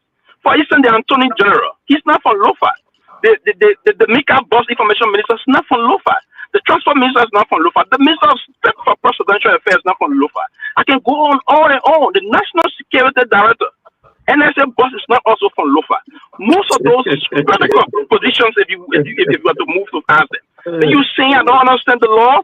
I do understand the law very critically. I may not be a lawyer, but I pay more attention researching the law of our country. That's one of the reasons why I form myself being part and understanding the constitution of our country, right? And understanding different critical structure of the governance of our society. I don't have to go to law school. It was not my plan to go to law school. I don't regret why I didn't go to law school. No, I don't. Because it's not my choice to be a lawyer. I am diverse in a lot of different areas that I can contribute towards the society. Even I'm contributing where I am today to be the kind of a person I am. And that's the kind of a thing we have to do. It's not about coming to bash people and all of things. No, I don't believe in that. So just bash people in the way and manner people want to do things. I can be critical in my analysis, and I can be more detailed in as to how we intend to move those situations. I'm not here. I come and peep out of Peabody. I'm coming. This man spoke for more than 30 minutes. You didn't interrupt him. It's about time that we begin to be very careful in how we want to engage this platform. So we have to sit and that's his opinion. No, that's his opinion. I'm expressing my opinion. Okay, go ahead. I agree. I'm expressing my opinion. Go ahead. It is my opinion, but if I'm expressing my opinion, what I do is that I need to balance my opinion versus the facts.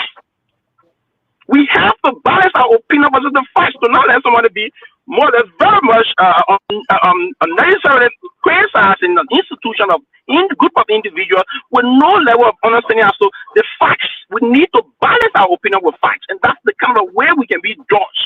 And that's the kind of a way we be considered in terms of how we approach situations. And I'm not going to be one of those persons that will come and want to be undiplomatic about a situation and just want to say things we are no. I don't. That's why I'm mindful. And that's why some folks don't understand the line of my own position in terms of situation. I try to be measured. And if I'm measured, I will try to collectively engage those things I want to do and balance it and move to those lines. And that's the kind of person. I have never thought to be a lawyer. Right? I'm now moving on to complete my second master's program I'm on today, and doing very well. And very soon will even be in the line of helping to move other people out. I'm not emotional. I'm not combative. I'm an intellectual, responsible intellectual, and I'm proud of that. I'm proud of that. But to come on and say I don't understand law, I don't understand because of that. No, I'm a detailed kind of a guy, and that's why I'm paying my due. And paying my dues to be systematic in understanding those processes as they unfold. No, and I won't be one of those that will just come and say, I've come on the show, and that's one of the things you guys are going to have with me time to time. Because, while I don't agree with what most of the situation the United Party government is currently indulging in, I will also agree with some of the good things they are doing in the country. I will also indulge into those things. There are a lot of things that unfolded in the past government, past Unity Party administration, that people defend it today, they are not defending. That's hypocrisy. A lot of things. All of the things you said today, it was only the same Harry Green that got killed in the more mysterious circumstances. At the time, you guys defended the same process. Situation unfold. We agreed some situation unfold sometimes, but what's the government's own methodology in terms of engaging those issues? How responsible is the government in doing those things? Are we calling on the government because we want to criticize the government today because it's not on our side? No. And that's one of the reasons why I just got the appetite for getting government jobs sometimes just went up for me, and I want to be so balanced and operate. And that's why after I come to the United States, I will sit and plan, get into other business and do things and operate, be also our government and access the process of governance back in the country. But that time you'll be more independent in projecting your ideas and most of those policies you want to push out. It is very important that we do these things. Professor, are you denying that Baka is not appointing a clansman into government? No, I'm not denying that. I know you have a key point to that, but I'm not denying that Lofians are not in the government. But Lofians are not running the government. That's what I'm denying. I'm vehemently denying and rejecting the assertion that Lofians are running the government. Lofians are in the government. That's what the people I just took some time up just now. I said to us on this very wonderful platform, we are all good intellectuals, and I think the process of our exchanges should be mutually intelligible, right? We need to understand from that perspective. I need a lot of government officials. I went to the Minister of National Defense, the Minister of Justice, the National Security Boss, the Minister of Transport, the Minister of Labor, a lot of other Ministers of Post and Telecommunications. I will name more other ministries and agencies for you and other major enterprises in the country. All SOEs who are heading most of the SOEs are not Lofians. That's what I'm saying. The Lofians are not running the government, but Lofians are part of the governance system of our country. That's what I'm saying. Listen, tribalism, I come in 1 minute quickly. Tribalism is part of the reason why we went through a devastating civil crisis in our country history. The reason why some of us detest tribalism, it is because even politically, I don't know to be a tribal politician. No. I love to be very clear. I don't love to be a tribal politician. I love to be very clear in being patriotic in terms of exposing my political line. By that time, you'll be more objective, you'll be more committed towards the country moving forward. That's part of the reason those that contributed towards our country quickly, people, all the shit that unfolded. That's one of the reasons why we push our individual line, one, but again, we want to balance it to ensure that it's across the society. But to come and say Lofians are running, that's why I took issue of. Lofians are not running the government. That's one of the things I want you to understand that people, Lofians are not running the government. Yes, Lofians are not running the government. You got a president for Lofa, you got all the key financial experts for Lofa. I mean, definitely they run the country, but let me bring Asa. To run the country, you should have. If you run all the security, you know, Chancellor said something that I believe in when I met him. Chancellor said something to run all the security. Who run all the security entities in the country? Are they Lofians? The chief of staff from Lofa, though. Are they Lofians? The Minister of Defense from where? From Lofa? The Minister of Defense from Lofa? The chief of staff. But let's move on. Let's bring it back to the issue here. Let me bring Anthony Jackson in. Robert Jones. Yeah, quickly to the issue. I'll be very awesome. Quickly to the issue before I leave. Quickly. I was trying to say something here about the Liberia Senate, what is unfolding about this speaker. No, I'm talking my daughter. I just came to pick her up. She'll be in the car. I can be on the show, right? Yeah. So about the speaker situation, what I'm hearing, I was just speaking to one of the senators just now. The Senate, they're not being inclined to operate with what these guys are doing with the fact that the budget has not been submitted. I thought to make this point very clear. The Senate is saying that they may not. If they guys do anything with the budget and send to the Senate won't budge. And that's a serious concern coming up. I thought to warn the workers. Come again? I hope they do that. That's what we're hearing, and I think I spoke to one of the senators not too long ago, and he's saying they're going to do that. And I thought the Black administration should pay key attention to that. On that, this process is going to undermine his administration deeply. It's a very concerning situation, and I thought we should take care of that. And I thought to make that point moving forward. But I would still be around. I can say come on the show whatsoever, but I may be in and out whatsoever. I just thought to make that. Don't leave, man. Go. Got the No, yeah, right. Jackson. Yeah, okay, I will leave. Right, so yes, yes. It's regrettable that my friend is fast talking but slow thinking. He sounds more like a boastful drunkard when he references himself repeatedly that he's an intellectual.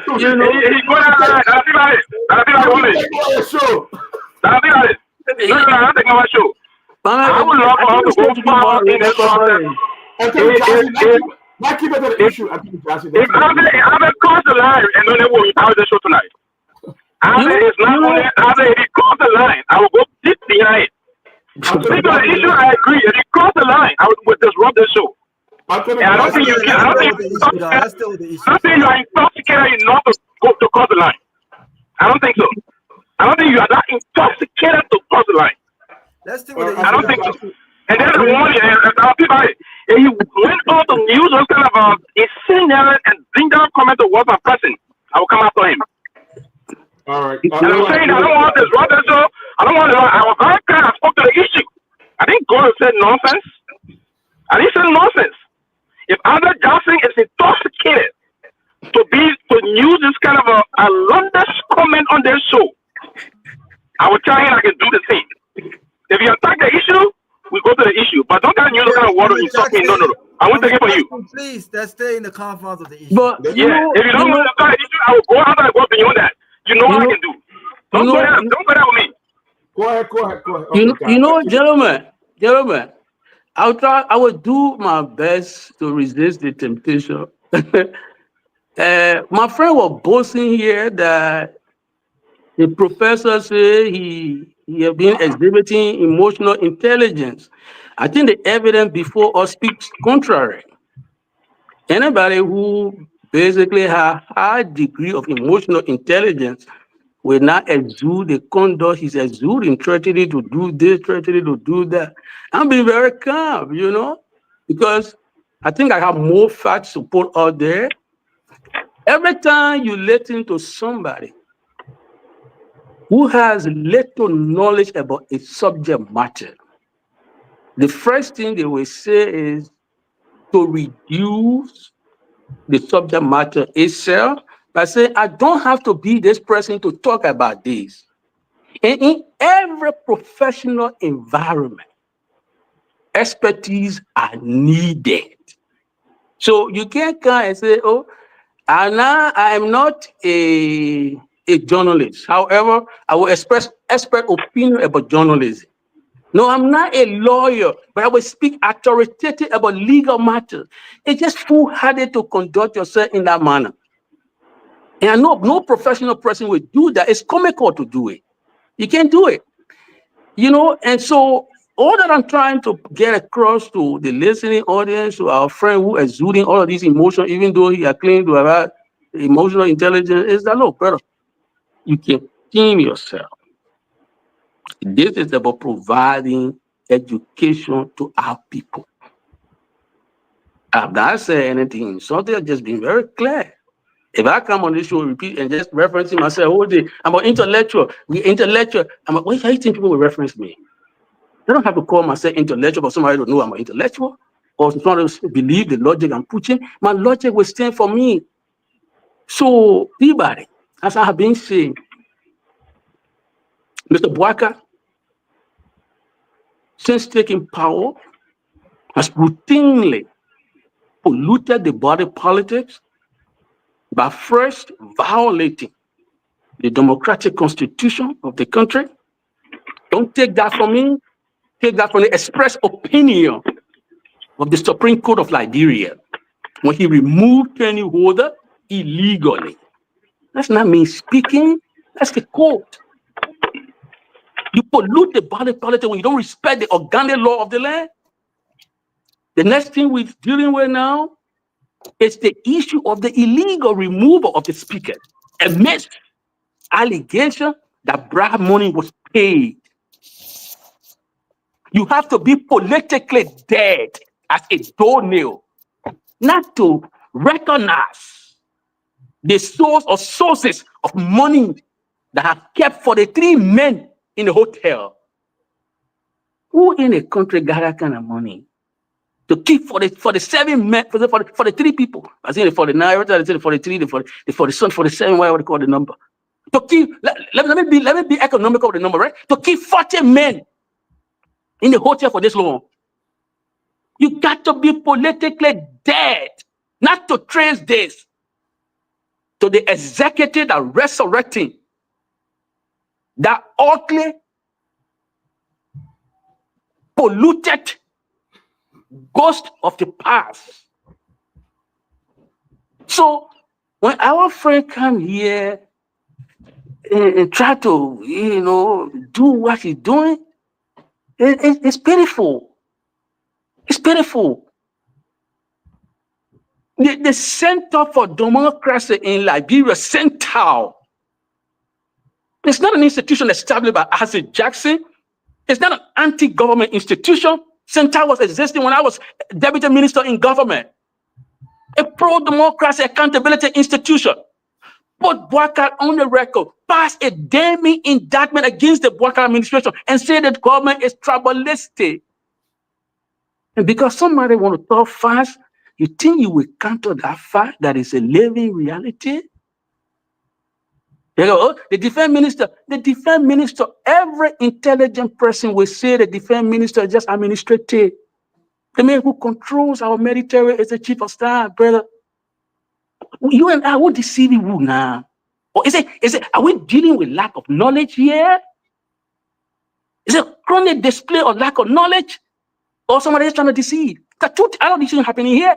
Either you don't have the knowledge, or you're trying to deliberately deceive. The commander, the chief of staff controls the military. The minister of defense is administrative. This is the administrative structure. I can now open a classroom to lecture on the administrative structure of the agency of our government. You can have the minister of information who will be the minister of information, the man who runs, the guy who really runs Mika. It's the deputy minister of administration. He's the retail guy.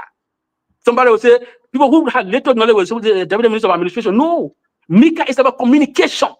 Every time you want to see the principal deputy or the organic structure or the working of the ministry agency, go to what the ministry was established for.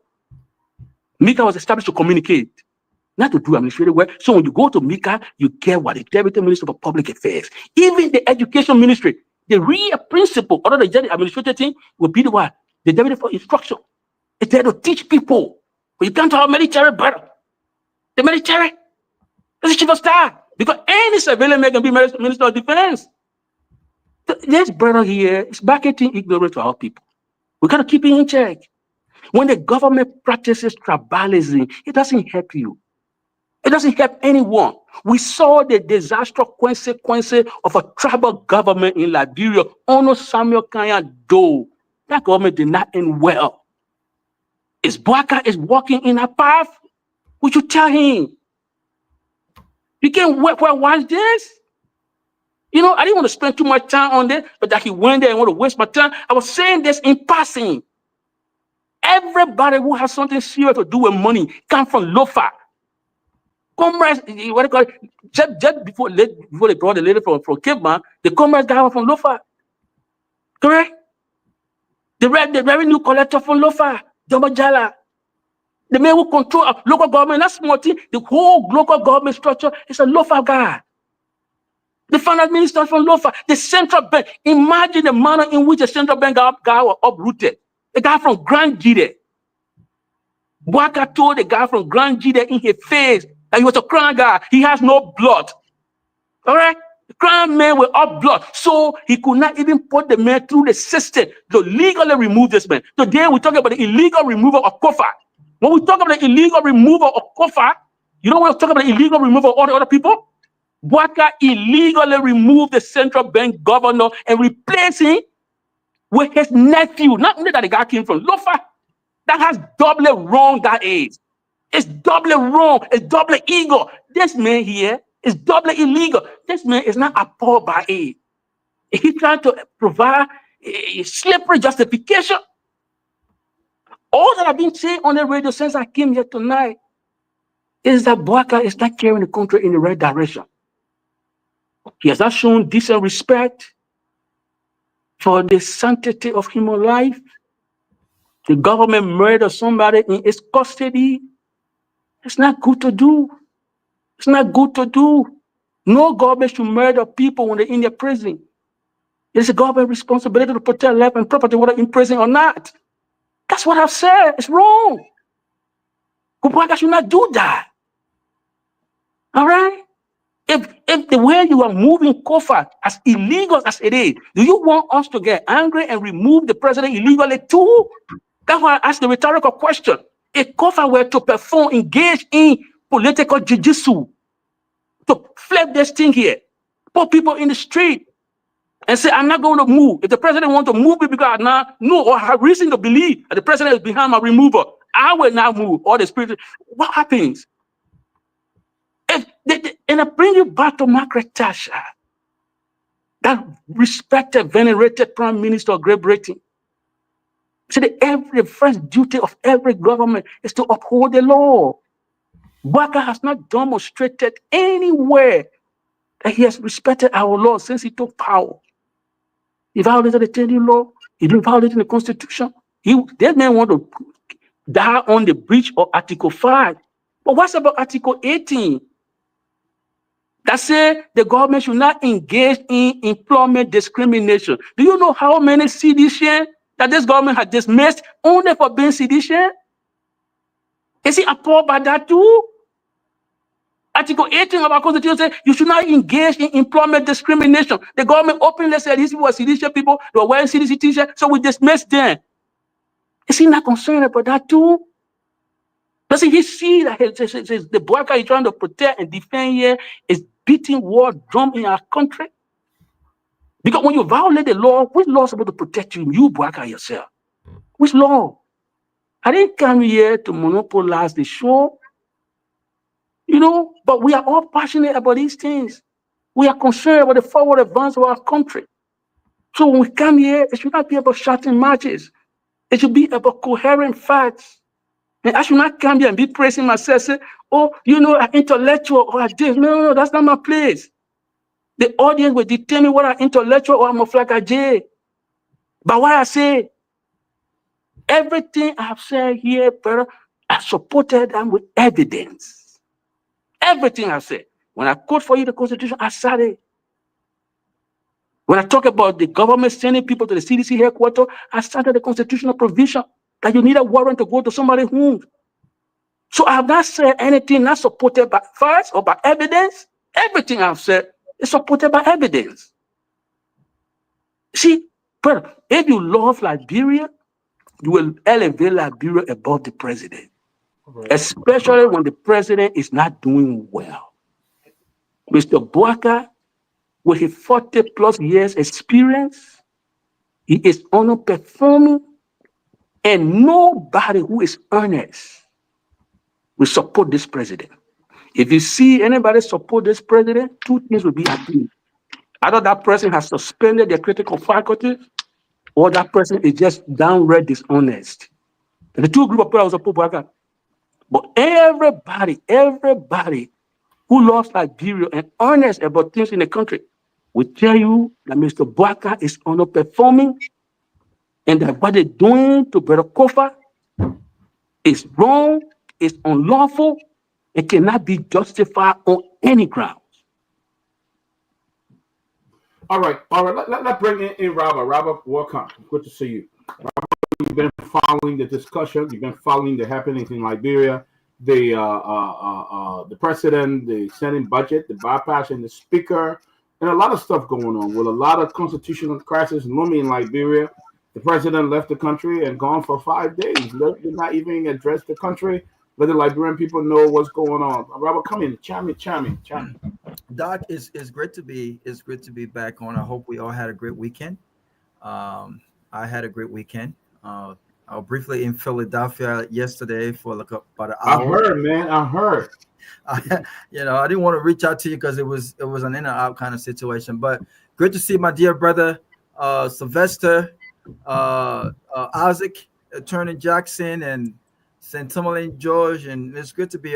Look, I love the firing exchanges. Right, let's keep it, on the issues and thousands of folks are listening to us. But I have to concur with Isaac Jackson.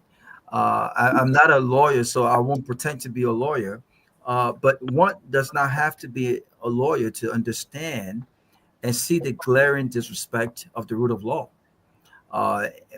led by a president who sold his experience, his over 40 years of experience. What discourages me the most in all of this is the fact that Liberians believed that anything but George Weah was the answer, including those of our friends who claim to be intellectuals. And like I said last week, I don't want to hear the argument that anything is better than Joseph Boakai come 2029. I think that narrative of a political discussion is one that diminishes, what we should actually be discussing about, right? But it's glaring that Joseph Boakai was never prepared for leadership. We said this from the beginning. Joseph Boakai was never prepared for this. Think about this. There were sons in every area leading back to his days as agriculture minister.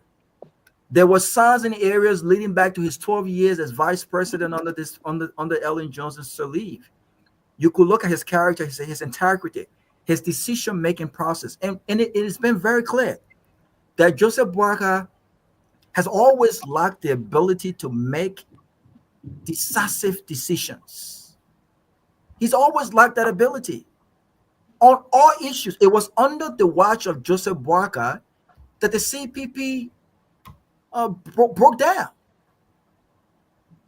Joseph Boakai did not have to become president to see that the elder in the room, to see that the most experienced in the room lacked the ability to bring his younger brothers on the table to have serious discussions about how do we move the CPP forward.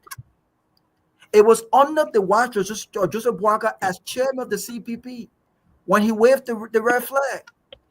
It was under the umbrella of Joseph Boakai when he ran away from the true essence of democratic practices, when Alice Cummings demanded that they go to a primary. What are you afraid of? And so Joseph Boakai has proved over and over and again that he's not a good leader. A good leader is seen in moments of challenges that requires serious decision making. And in this moment, when we are still talking about the passage of the budget, when the House of Representatives have brought the entire nation to a public disgrace, when the executive branch of government have failed to indirectly or directly get involved in bringing a resolution that is led by respecting the rule of law, he gets up and takes the foreign trip. Who does that? Think about it. Put that in perspective.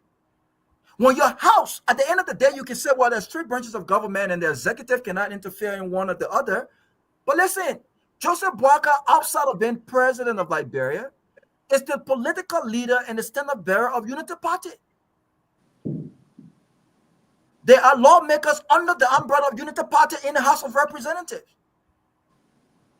You mean to tell me that Joseph Boakai cannot convince those lawmakers within his party to respect the rule of law, to put the interests of the people first, to go back to the John Chambers and give due process to the speaker?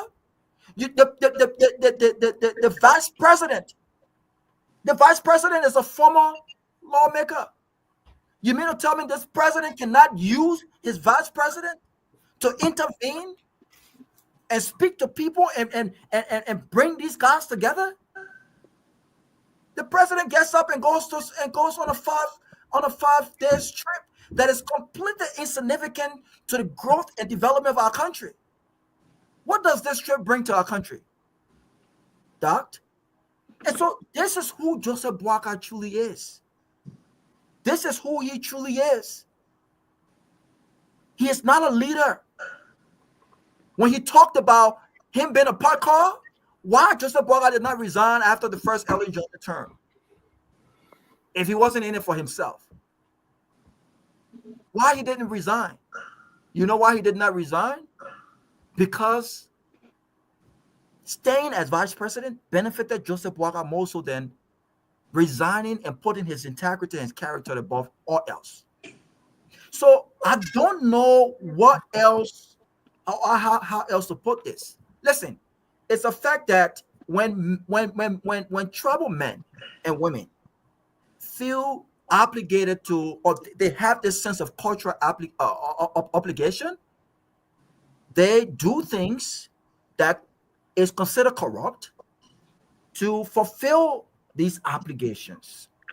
And this obligation breeds favoritism and nepotism. It's a fact.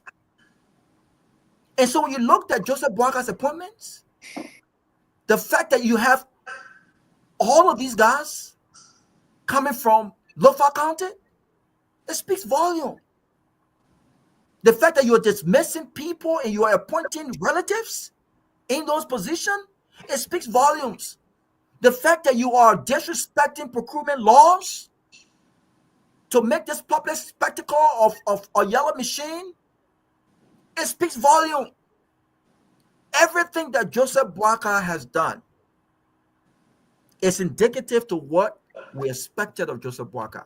So I don't know what the disagreement is, but at least we all can agree that this is a president who Joseph Boakai has not led. Tell me one thing that Joseph Boakai has led on since becoming president of Liberia. Do we know what Joseph Boakai's foreign policy looks like and how his foreign policy distinguishes his government from that of George Weah?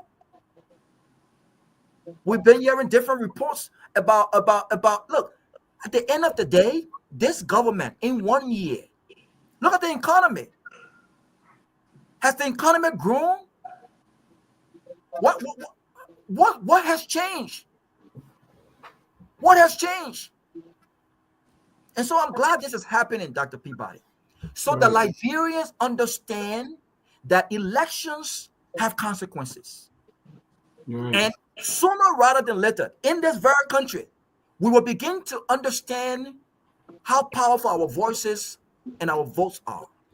Because elections have consequences. So let Liberians enjoy the consequence of election to elect the most experienced men in the history of our country. These are guys, and I'll close on this note. These are guys who claim to be the most sophisticated of all Liberians. These are guys who claim to be the smartest of all Liberians. And these are guys, even with all of the above in consideration, have done worse than the party that they said came to power unprepared. Well, you know, one thing before I go to Sylvester, one thing, Robert, since the president came to power, he had been 11 months. He have not had a press conference to tell the Liberian people what's going on. He have not had the guts to say, let me tell the Liberian people what's going on at the house. Let me talk to them and tell them what's going on. He have not done it. All right. And you're talking about somebody who claimed to have had 40 or more year experience in working in government. Is this what the Liberian people deserve? Is this what Liberian people? Sylvester coming, and then we'll go to Tomalin and then Anthony Johnson. Yes, thank you. Listen, so I have been very clear. Time passed. And I'm not one person that do pretend. So during the past political history of our country, the immediate past political elections, are very clear I took a side. And before that time, before the 2023 elections, I can recall 2017 election, maybe it was 2016, from the very US here. I then stay here in school in Arizona, and I took a side clearly that I thought that, and there was a post, I think I can very, very recall this process. I said he would inspire, a good leader who inspired and would be very firm on decision-making process. Now, it does not negate the reality in looking at certain issues unfolding in certain sector of the government to come and speak to those issues.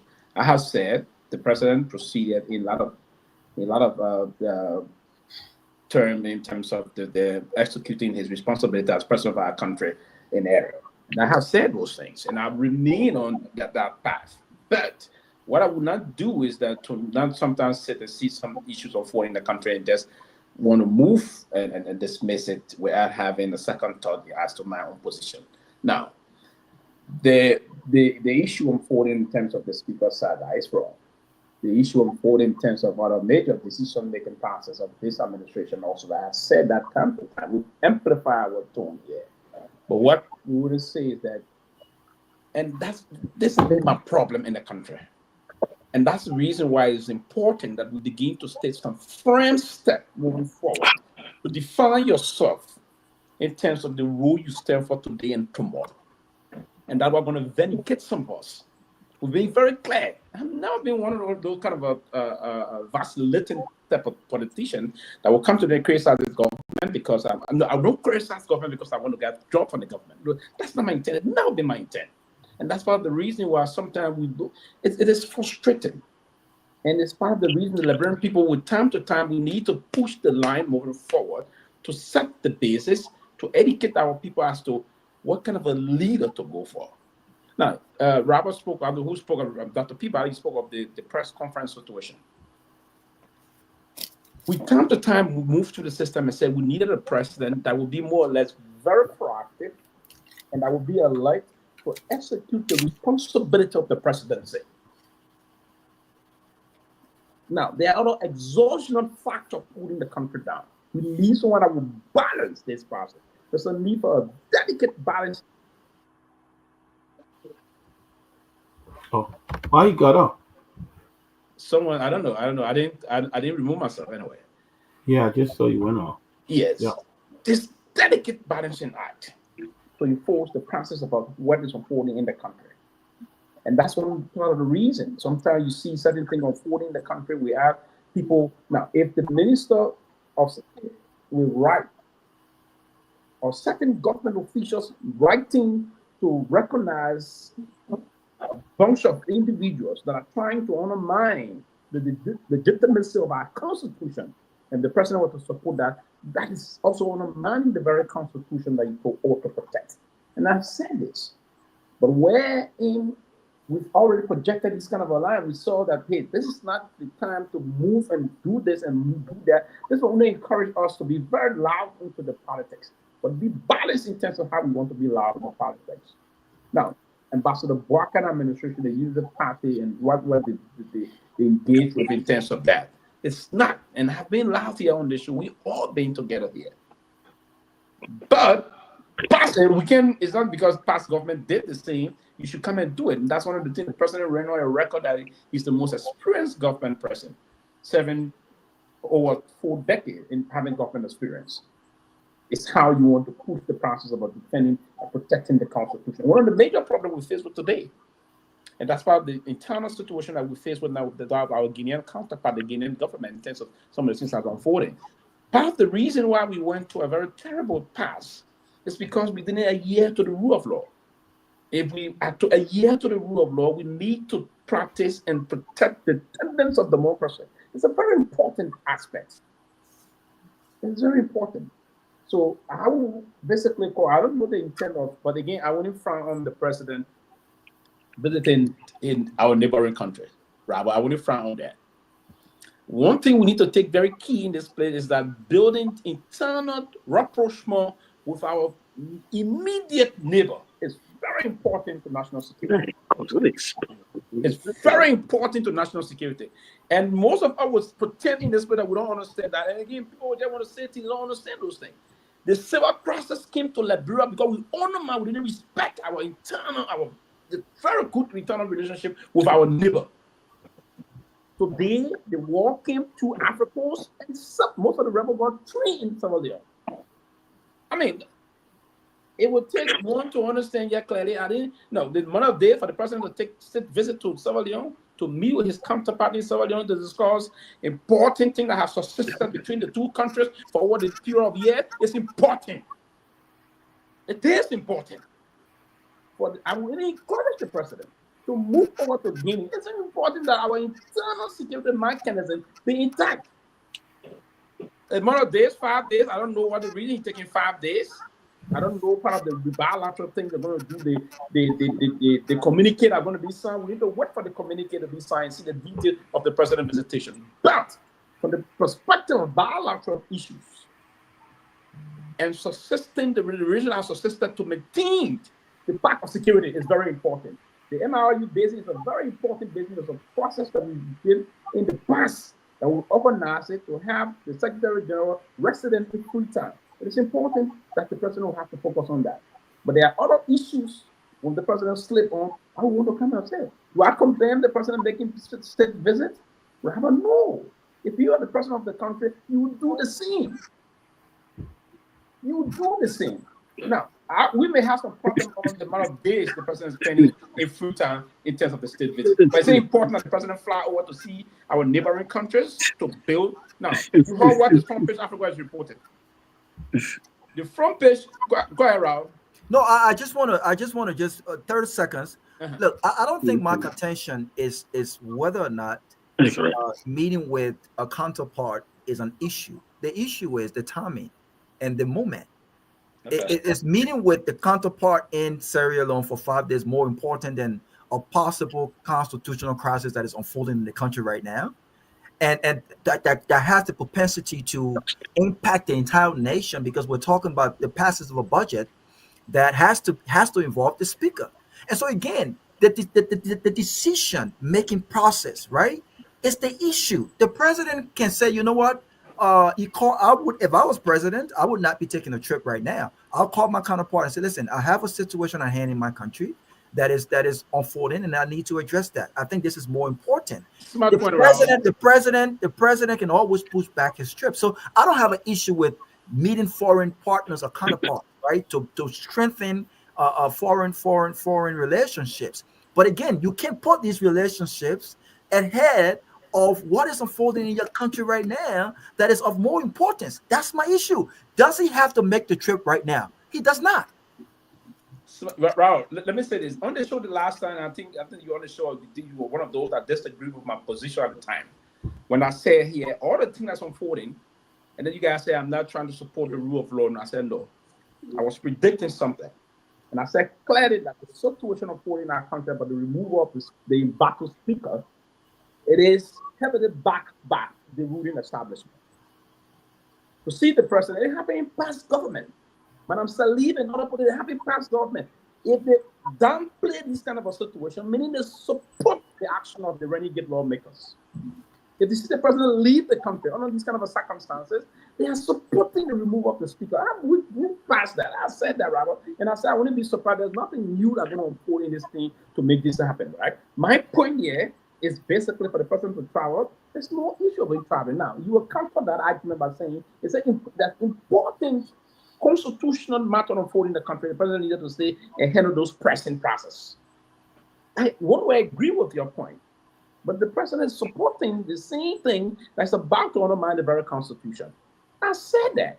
It's not a new thing we're trying to say here. I'm not trying to bring up. Now, there's nothing bizarre about what is unfolding. Absolutely. Robert. So the president support this process. That's why evident by today's submission of the national budget to these renegade guys, as I want to call them. But the point here is we need to you see what is currently unfolding in Guinea. Front Page Africa is reporting today that I don't know how true is that there was a near issue of a war between. That is a little bit sensation on airline. I wouldn't watch that. But that's the reality of the day. So again, politically, a lot of Liberians will perform a lot of situations that will fall in the country and want to directly intervene in those situations, pretend to not know what is unfolding in the country. His former boss, Madam Sirleaf, or one of those that undermine democracy deeply also. It is a removing other elected constituted authority. Those things unfolded. So we keep doing the same thing over and getting the same result. It's not a new thing. But again, we that sit and behave as pundit or trying to analyze these things that are unfolding, we're going to be realistic. All right, Something here, we don't want to hear it, but we'll have to say them. all right, let's bring Tomalin in and then we'll go back to. Look, Tomalin come here. I thought Tomalin will come here. Yeah, quickly, let me say so. First of all, tomorrow, I just spoke to Justice Jallah. He'll be our guest tomorrow, Justice Kabina Jallah. He'll be our guest tomorrow. That's good. Yeah, he will address all the issues that are happening. And tomorrow, the government of Liberia said will present Sirleaf in court, his living body. But Justice Jallah believes that he's been taken to Guinea and he might not be alive. So tomorrow we'll address all of these issues. Let me also announce that tomorrow on Wednesday we have our second new female panelist joining us. It's a secret. She's a very smart lady, eloquent. She'll be joining us on Wednesday for the first time, making her debut.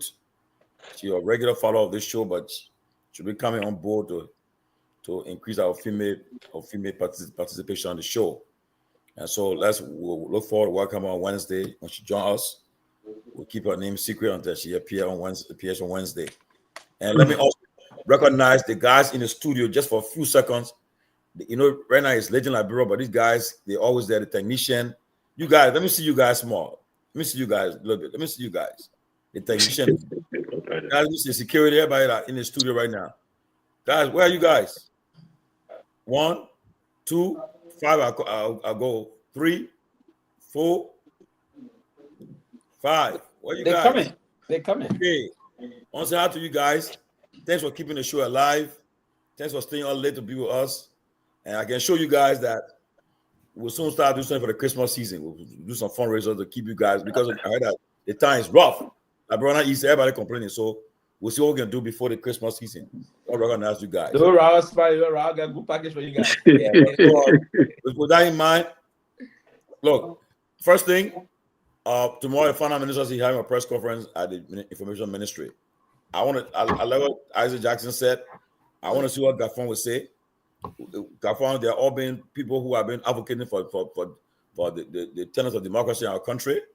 Also, I am trying to call this guy, Kofi Woods.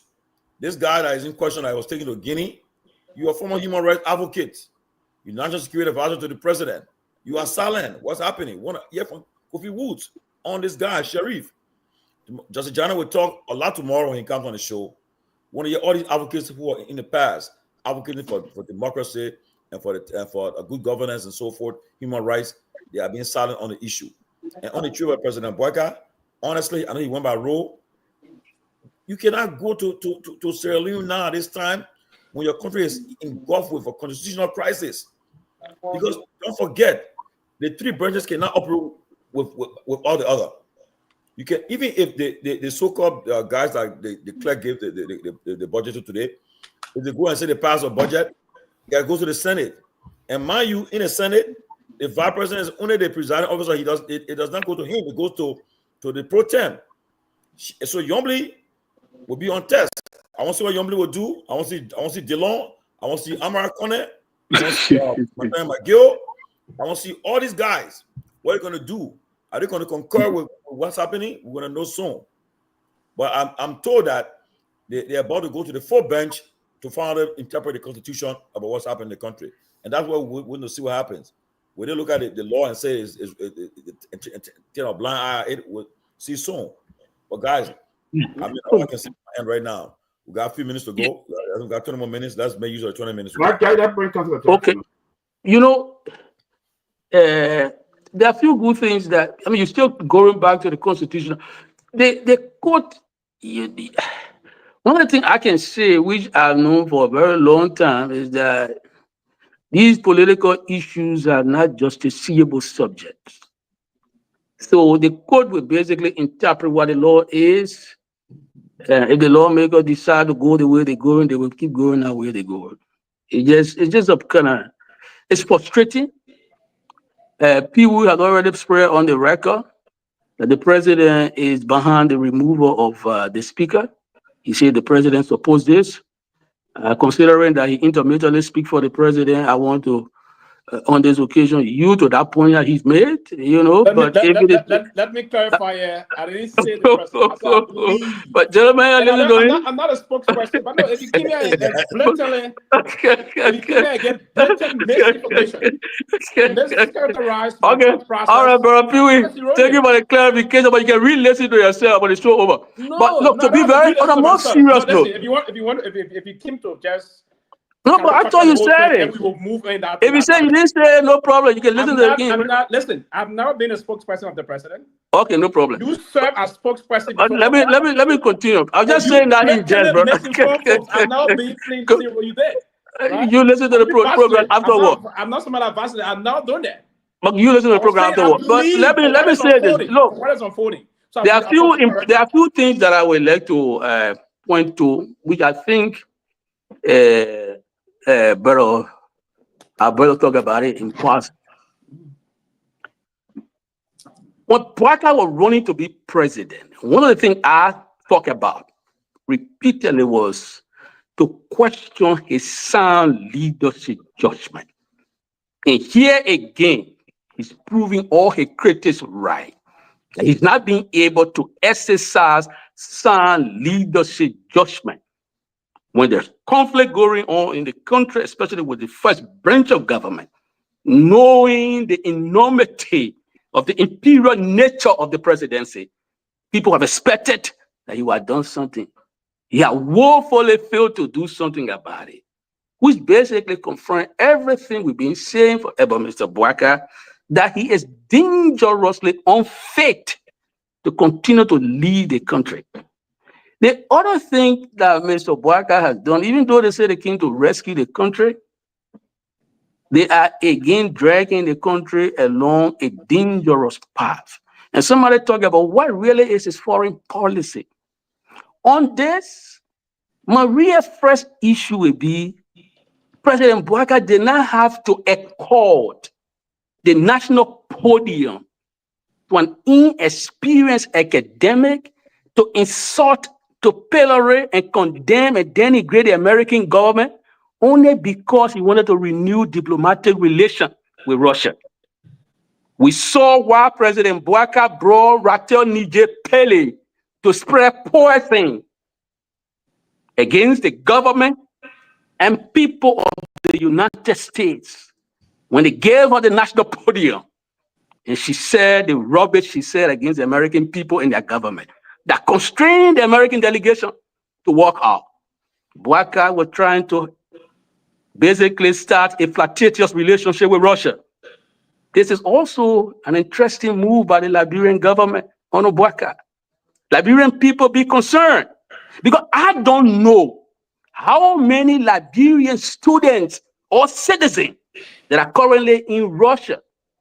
Many Liberians have benefited from the magnanimity and the long established traditional relationship with the U.S. government. Many of us in here went to school. Many of us sent remittances back home that kept our country, not from Russia. I don't know what driving Bouakai in that direction. Liberian people, you got a speaker. It's your country that the old man dragging down with him. You got a speaker. You know, you talk about my friend who is at the Ministry of Finance now. I still call him my friend. I don't know whether he thinks I'm still his friend, but he knows the PFN law. Bouakai has again urinated, defecated, metaphorically speaking, on the PFN law when they engaged in off-budget spending. $1.1 million to Bouakai to buy bulletproof Jeep, while the vast majority of the Liberian people he promised to rescue still languish in poverty.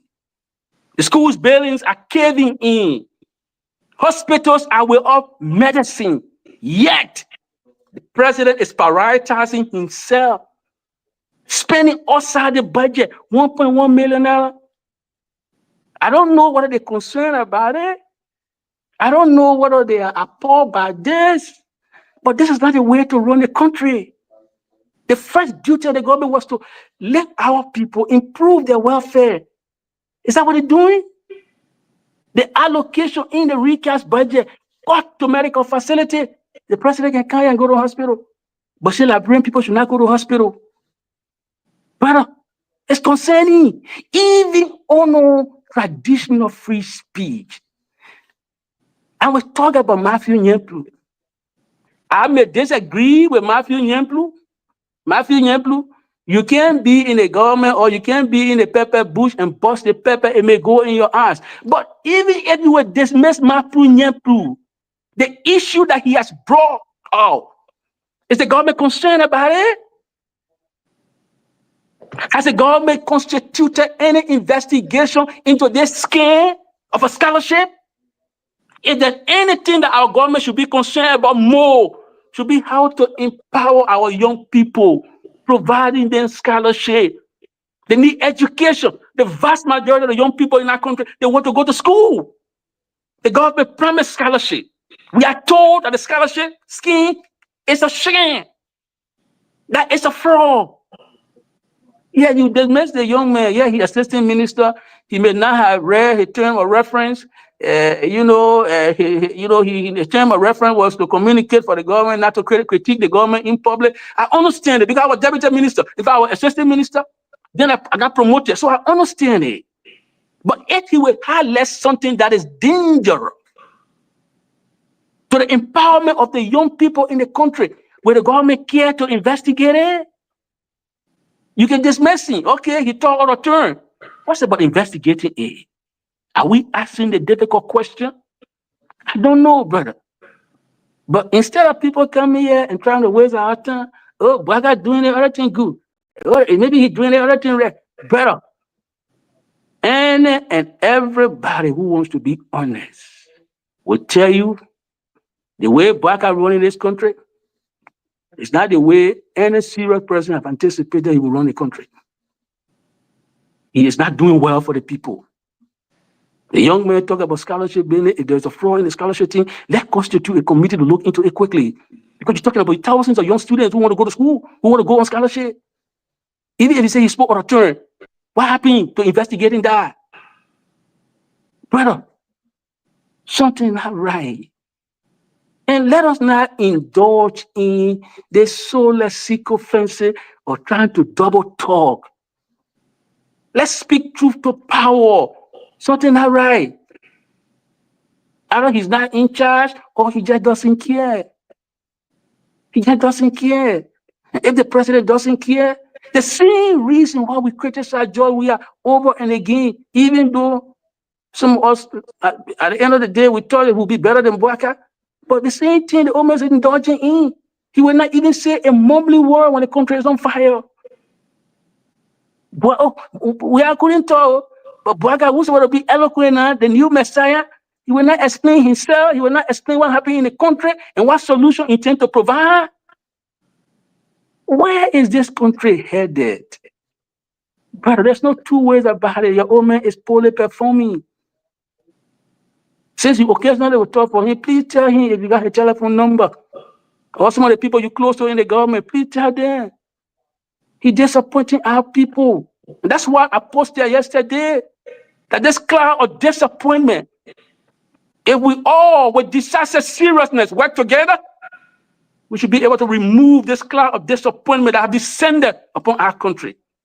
Even those who help to inflate the name of a government on our people, you don't just complain now.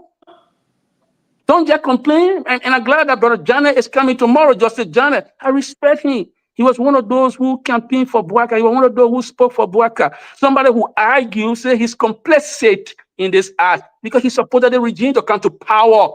Today, his clan is a victim of the poor leadership of Mr. Bwaka.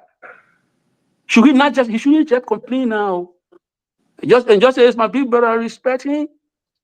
But if you help to bring Bwaka to power, and today Bwaka is a net man, you got to help to remove him. You know, mean provided for in the Constitution. Don't do it like he's doing to Kofa. But we have to work together and express our disappointment and campaign against the government and remove the government democratically. Because this government is not fit for purpose. People can be disappearing from government prison, and we're trying to find a way to explain it. Even if the government want to promote a good relationship, good neighborliness, it can't be at the expense of human life. Oh yeah, we got to promote, good neighborliness. So why? We do it at the expense of human life, brother. We got to value human life. And so, colleagues and friends, I was about to go somewhere when you asked me to come. These are the few things I like to bring for the consideration of our people. I don't know, people may be displeased that we speak in truth, but if we do not speak truth, tomorrow they will say we were happy.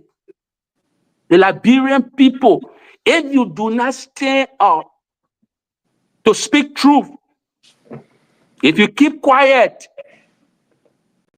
tomorrow they will kill you and say you were happy. If you're not happy with this government, the duty is upon you, as provided for in the same constitution, that you can assemble and petition your government to do right, because all power is inherent in the people. And I will say the judgment of the people is above the judgment of any and everybody. The judgment of the people is above the judgment of even the court. If the people were to stand up today and say enough of this, there'll be enough of it. Don't be quiet. The Constitution gave you the power. If the government is not working to your happiness, if the government is engaged in killing people in prison, as alleged by Justice Janet, you got to stand up, because tomorrow it could be your son. It could be a vocal critic of the government. We saw how it started. We violated the constitutional law, the law of the land regarding tenure. It didn't start with the tenure team. The president got emboldened, and gradually he kept chipping at the laws. He started with a tenure. He went to PPCC law, public procurement law. He gashed it, even though the public procurement also drew its strength from Article 34 of the Constitution. He disregarded it. He went down. Employment discrimination, Article 18, he dealt with it. Today, Article 5 is under threat. Some people try to find a way to explain it. Article 5 says you will not promote tribalism. Tribalism is flourishing across the government. He's doing violence to the law. He's not going to stop until we Liberian people stand up against this. COFA is being removed in a manner not provided for in the Constitution. You stand up for your country.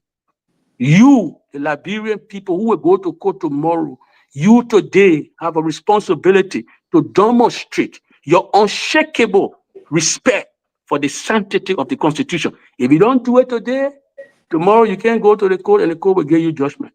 The only time the court will give you judgment, if you stand up for the law. And this is where I come to COFA, and I will conclude with this. The COFA has stood up to demonstrate respect for the sanctity of the law and say, I will not sit there for the president to violate the law. I will mobilize the 30 people honor me, because at least he has convinced us that he can keep 30 people around him. These 30 people around me will find some kind of impeachment thing to write. If he had done so, maybe today the conversation would have been different. But again, the boss still in the court, he can still put up a fight, whether he can come up with a political zinger, or he can come up with a political jujitsu, it's up to him. I'm just telling our people, stand up for Liberia, stand up for your democracy, because these things will only get worse if we don't stand up. Thank you very much. Jackson, tomorrow when Johnny appear, you can be here with Johnny? Yeah, I will try my best to be here. If the boss is not around, I told you I was dropping somewhere when you call me. If the boss is not around, definitely. I want to sit across the table with Dr. Johnny. He has been my long-time big brother. Yeah, so I would say across the table with him, I would do that. I would try my best. Maybe I will have to say something and stay away just to be on the show with Justice Janet. But I thank you guys for the show. I think it's a great show. You know, my man, Robert, my man, you told me you were going to talk outside the curve. You haven't called me, brother. Why are you doing this to me? You're my brother. I will give you a call. We'll talk. Pewee are my man. I was trying to Pewee after the show. No, but I know how to show you. I can just And by the way, let me say this. you love to go hard over here. You got teeth skin. Let me say this. My man, Pewee, I ain't joking. You may relax. That's more. Let me say this. Tonight, two of you guys, in fact, a lot of people came on the show, texting it, were enjoying you guys. Bro, Pewee, I'm a jump comrade. You know that, but not anything, no problem. Before Azil leave this too, Azil said something also, and then what will hit me for, right? He said something that is also inaccurate. The governor of Liberia, the Minister of Foreign Affairs, came out categorically and refuted and debunked the statement about going back to Russia after the deputy minister was there. The foreign minister, who is the dean of the cabinet, and no, we have to be clear here as on these things. The Minister of Foreign Affairs debunked and refuted this situation.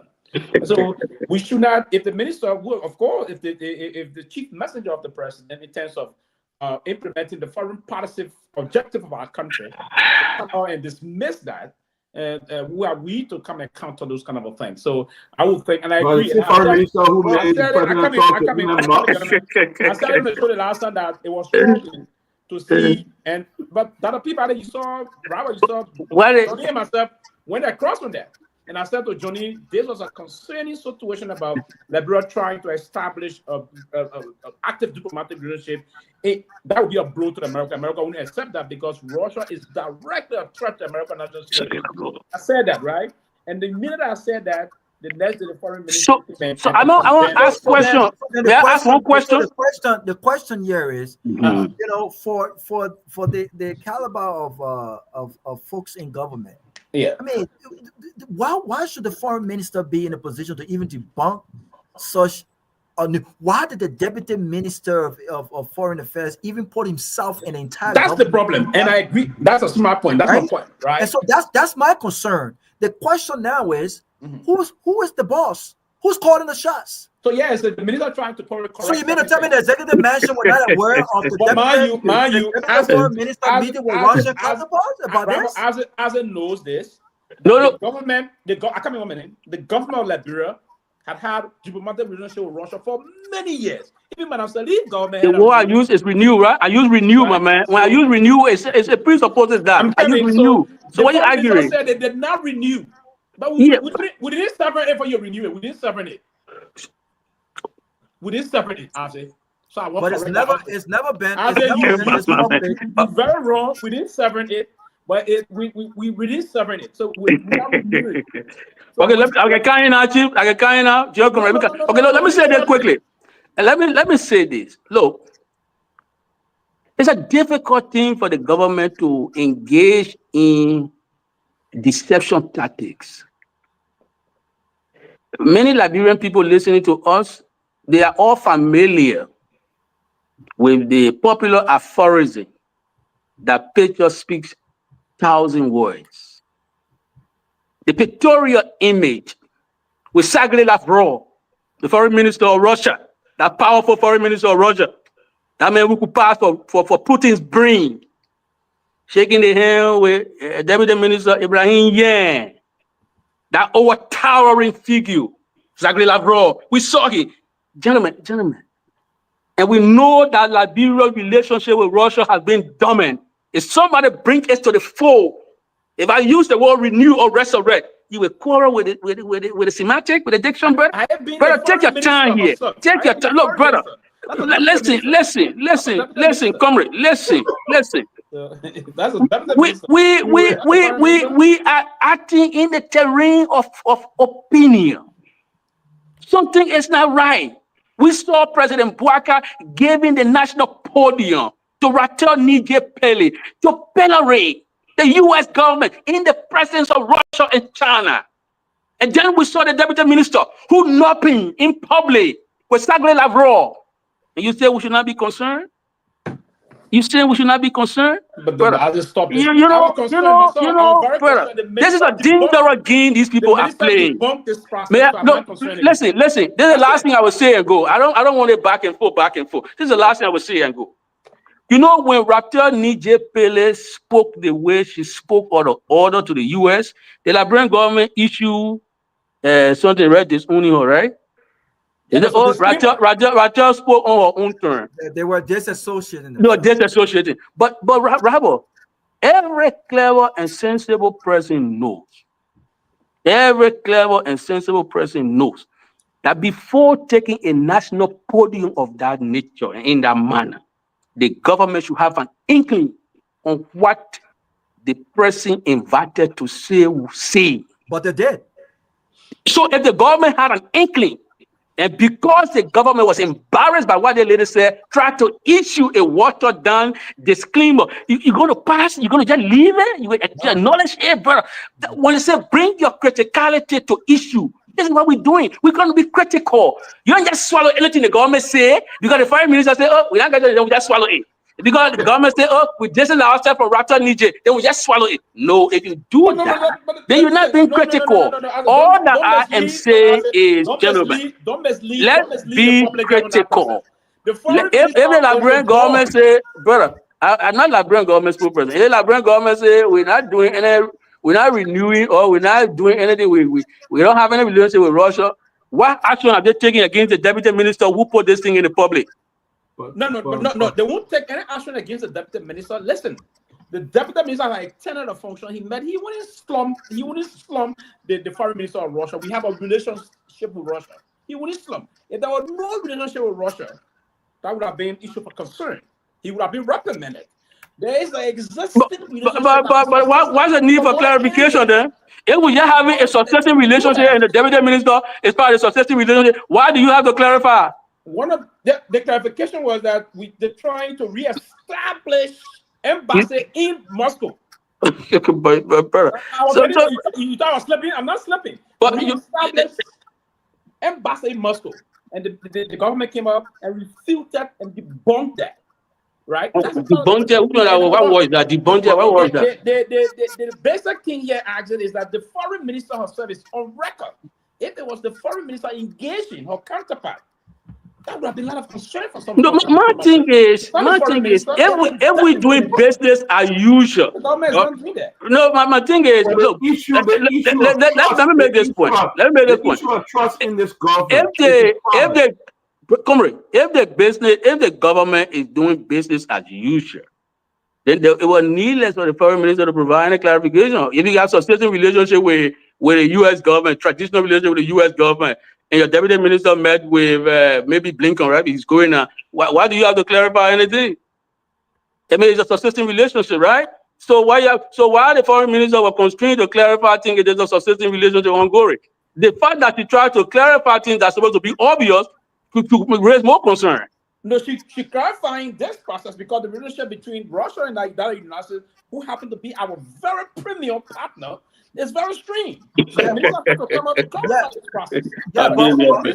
but if there's a relationship, I think Pewee, I think the concern here is that this is from just looking from outside in, and with past government. The reason why people are shocked is because let's assume that there's been a relationship. The question here is, it's still a relationship. If there's still a relationship, yeah, there's not been a relationship with like Liberia and Russia that has been this public, right? So diplomatically, we understand there's a relationship there, right? Yes. And Liberia is not the only country with relationship with Russia, but when you have the U.S. government as a close ally, and understanding the Russian government and all of what we've seen happen over the past few years, and even currently, right, with the war in Ukraine and the impact and their involvement, the question here is, the foreign minister would need no clarification with anything shared by the deputy minister of foreign affairs, because the deputy minister would not have gone on that trip, discuss important permanent foreign policy, or use all of these strong words about reinvent and renew, and had the audacity to actually share that information publicly without the minister approbation has been aware, all the president being consulted. And so again, when you see the Minister of Foreign Affairs come out and try to debunk and give clarification, isn't that could possibly be due to the backlash that they've seen with what they've shared, right? And so again, you're playing with our intelligence because you can only give clarification to something that you are not aware of. You can only and quick around before I slip up quickly. I'm convinced that the president, the foreign minister, buttressed the president's foreign policy approach. Joseph Boakai, the foreign minister, cannot do something. The deputy minister of foreign affairs cannot go to Russia and have these important conversations, use all of these strong diplomatic terms and share them without the president being aware of it. And so the question here is, are you lying to our faces? Because you can't tell us you're clarifying because you had no idea what's happening. Raul, sometimes some of those things, some government officials do slip sometimes in terms of performing. Then the government will act. Then the government will act. Yeah, come on. Then the government will act. The issue to this, I have given an opinion on this process. I get an opinion on this process last, and I will share what I was saying. What Madam Sirleaf set an example actually when she was coerced to sever relationship with Libya at the time. She was open. She said that in London. There were a lot of backlash from other African countries, but were clear when Secretary of State Hillary Clinton at the time pushed her, and she did that. I would think I have advised the Liberian government. There are certain countries. You see, Iran. There was a time when I was in the Ministry of Foreign Affairs. The Iranian ambassador, destined to Monrovia, had come. He was resident in Accra. He had come to present his credentials to the Minister of Foreign Affairs then, Milton Bezon Garfinde. It was tense. Remember when he came in. We didn't receive him that day. The things when he went, he was angry. He had to return to Accra because there was this fear at the time within Iranian ambassador in Monrovia to present credentials. So my advice to the government at the time, even told the minister one time, my advice is that hey, it's about time that will be critical and sever relationship with certain countries we know that are not aligned with the United States because America is our premier partner. It is critical we do those things, but we've been having relationship with Russia for more than 60 years. Diplomatic bilateral relationship. Yeah, but the U.S. themselves and other countries do have embassies. Yeah, Russia. So that's not the question. The question is, look, here's the issue. The issue here is this, right? And this is why I asked from the beginning. After a year, what is Joseph Boakai's foreign policy approach that distinguishes his approach from George Weah? The Liberia foreign policy approach already be aligned with the domestic policy. Yeah, but you have to think. Already aligned. Well, you know, the non-interference. The basic objective of our foreign policy instrument is this non-interference. It's one of the basic lines there. But it's also intertwined with our domestic policy. Yeah, but here's the thing. I think Joseph Boakai knows exactly what he's doing because Joseph Boakai was the very president who said, when two elephants fight, the grass suffers. And he also said something that I was very shocked when he said, which now we're seeing the manifestation of what he was saying. He basically said that small countries like Liberia just want to eat. They don't want to be involved in the fights of big countries, the U.S., Russia, and other countries.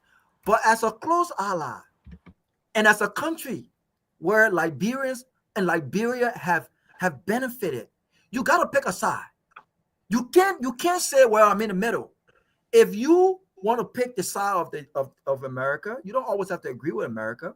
But I have not seen one foreign policy approach by any government that reflects our own core value as a country to say, you know what, this is what we believe in. But that's the objective of it. Well, I haven't seen that. So when the deputy minister goes to Russia, let me just say about. But let me ask a question, right, guys? Let me ask a question quickly, guys. Yeah. People are asking the issue about this scam, this scholarship scam. People are saying that 4 ministries were involved. How 4 ministries allowed the president to be scammed? The Ministry of Foreign Affairs, Education, Ministry of State, Information. People, and then somebody already took a fall for it. Your brother. Now, I was told that over the weekend, the president, I won't call the name of the minister because I won't be the one to say it, but the president was about to fire one of the ministers, but the senator pro tem was at the house begging for the minister. But the president was to fire one of the ministers involved, but the pro tem was at the president's house begging for the minister to stay on. But I mean, quickly, guys, What you think somebody should be fired? I said before you come in, please allow me, please, because I want you to speak on this. I'm going. Let me just say 30 seconds before I leave, please. I gotta go. Now, quickly for me, the fact that you suspended Nyenwolo from being in the system and saying things, that's a breach of government bureaucracy. I agree to that. But you need what to dismiss or suspend? Now, don't do that. Investigate. What the president should have done was to immediately announce to launch a kind of investigation in this matter and then the probe. The funding for the investigation, then you can move to take some action. But the fact that Nyenwolo actually breached a government bureaucracy and part of the reason he was suspended, but I learned he resigned. It's quite unfortunate that you do that to him. He's blowing. That's a serious thing he's saying here. You didn't have to go deeper into it and investigate and get the findings and move on the findings. That I thought the president would have done, and a responsible government would do. But before you go, let me ask you a question. Yeah, you haven't answered the question. The four ministries, anyone of the ministers should have been fired. If they investigate, that's what I'm saying. No, I don't have to find it. What investigate? I think the foreign minister. Yeah, if it's a scam, they should not only be fired and prosecuted if they did anything wrong. Who should be fired? I think of the minister, any of them liable for. No. And I start with the foreign minister. There's one question, and then I think Isaac can come in. Do you have investigation that she's liable? No, but here's the thing. Or she's culpable? But here's the thing. It was announced and launched by the president of Liberia under the leadership of the foreign minister. The foreign minister. Okay. Here is my question. If the president launches a scholarship scheme like what he did, are you telling me that the president he have all of these advisors, right? And some of these advisors are legal advisors, right? The law is very clear on what needs to happen legislatively when you have a third party, right, leading a loan process for scholarship.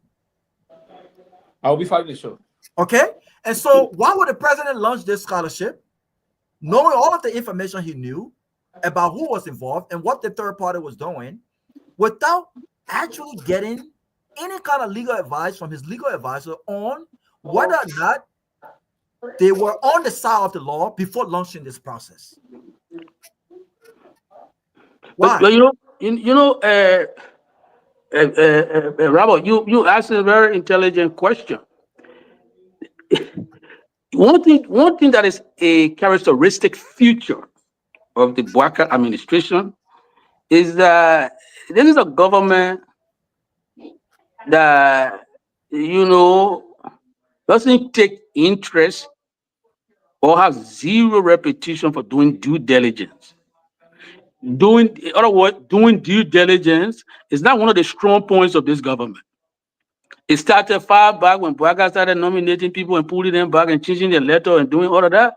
So they don't do due diligence. You come back to the Lofa guy from LRA, the Lofa guy who said LRA revenue guy. He gave our money to a Lofa Peking who was at Commerce. The Peking went and bought a custom-made car for himself, even though the money was meant to buy 3 cars. So there was no due diligence done. And Bouakai gave the man, free pass. Said, look, even though you made the government to lose a lot of money, the money you gave the boy, you did no due diligence. The boy wasted the money and bought a custom-made car.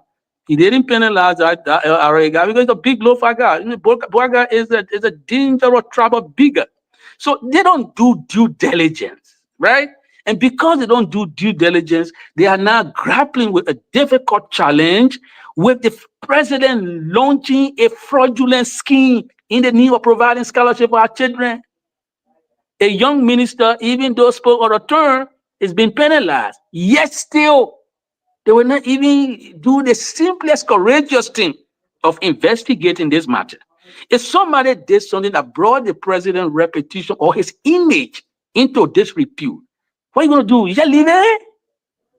That Nyenwolo will be the veteran. Nyenwolo is a way back, far from the thing. He's just somebody who was just anxious to say true. I work at Minister of Information. I mean, the man who he junior me and even knowledge that those are all who work in government before. We know what the protocol is.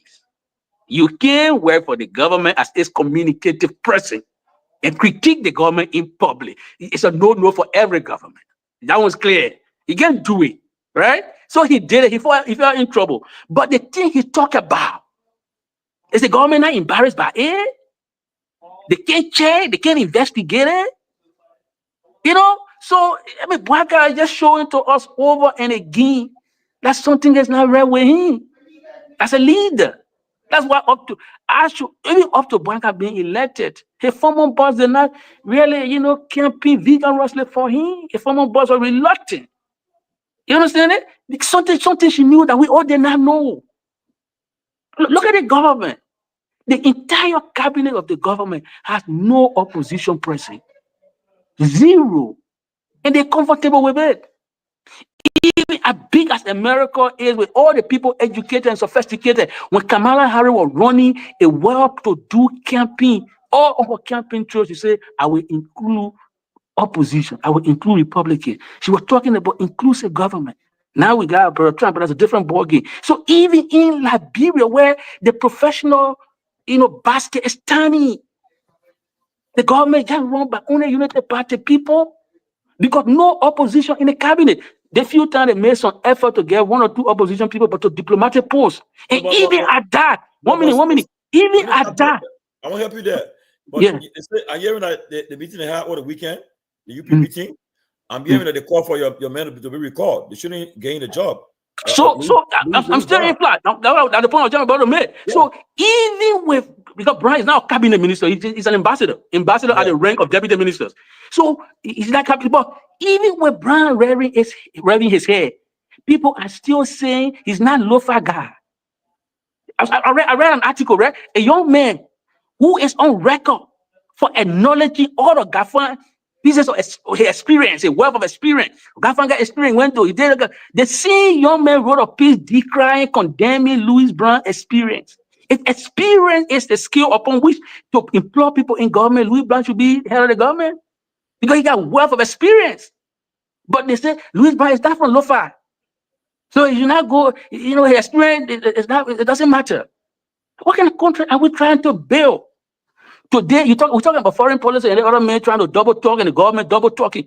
But look, what happened in recent time? A man believed to be a stepson of Mr. Bwaka was arrested in Japan. Some people say he was carrying diplomatic passport. How he got it? What role he played? We don't know. He got diplomatic passport. He's been on official trip with the president. He traveled President of China. Yeah. So you see the point we're making now, brother? So diplomatic passport have been given to what? Alleged criminal. And everybody in Liberia who is in the social arena, who has been drinking beer around with Barapoto and some of the people who drink beer with him, they know his operation. Bwaka cannot on Bible case. Like he didn't know that they're picking what engaged in dodgy activity. I double dare the president to case Babu and say, I didn't know what kind of work Koto have been doing around. When they call him Isa up. How did he get a name Isa up? He had a real job in decades. He been doing that black money. So let's double dare our leader. Let's double dare our leader to case the Bible that he didn't know that his stepson was engaged in the dodgy business that he gained diplomatic passport. Brother, we have a problem here. There's a problem here. Look, it's a pity that, some people has lost their soul to seek offense. It's a pity that some of the brothers will not be courageous to speak truth. Some people are afraid to be criticized and condemned, so they want to cover their head. For me, I think it is the unvarnished truth that will help this country. If Liberia will move anywhere further, look, and that's why I started talking the truth. I know Brother Kofa, where he is, he may not be comfortable with some of the things I said. I have acknowledged that removing him in the manner that provided for in the Constitution is wrong. But if you will be a real truth teller, I think Amara Kone has offered more critique of this government than the CDC speaker called Kofa.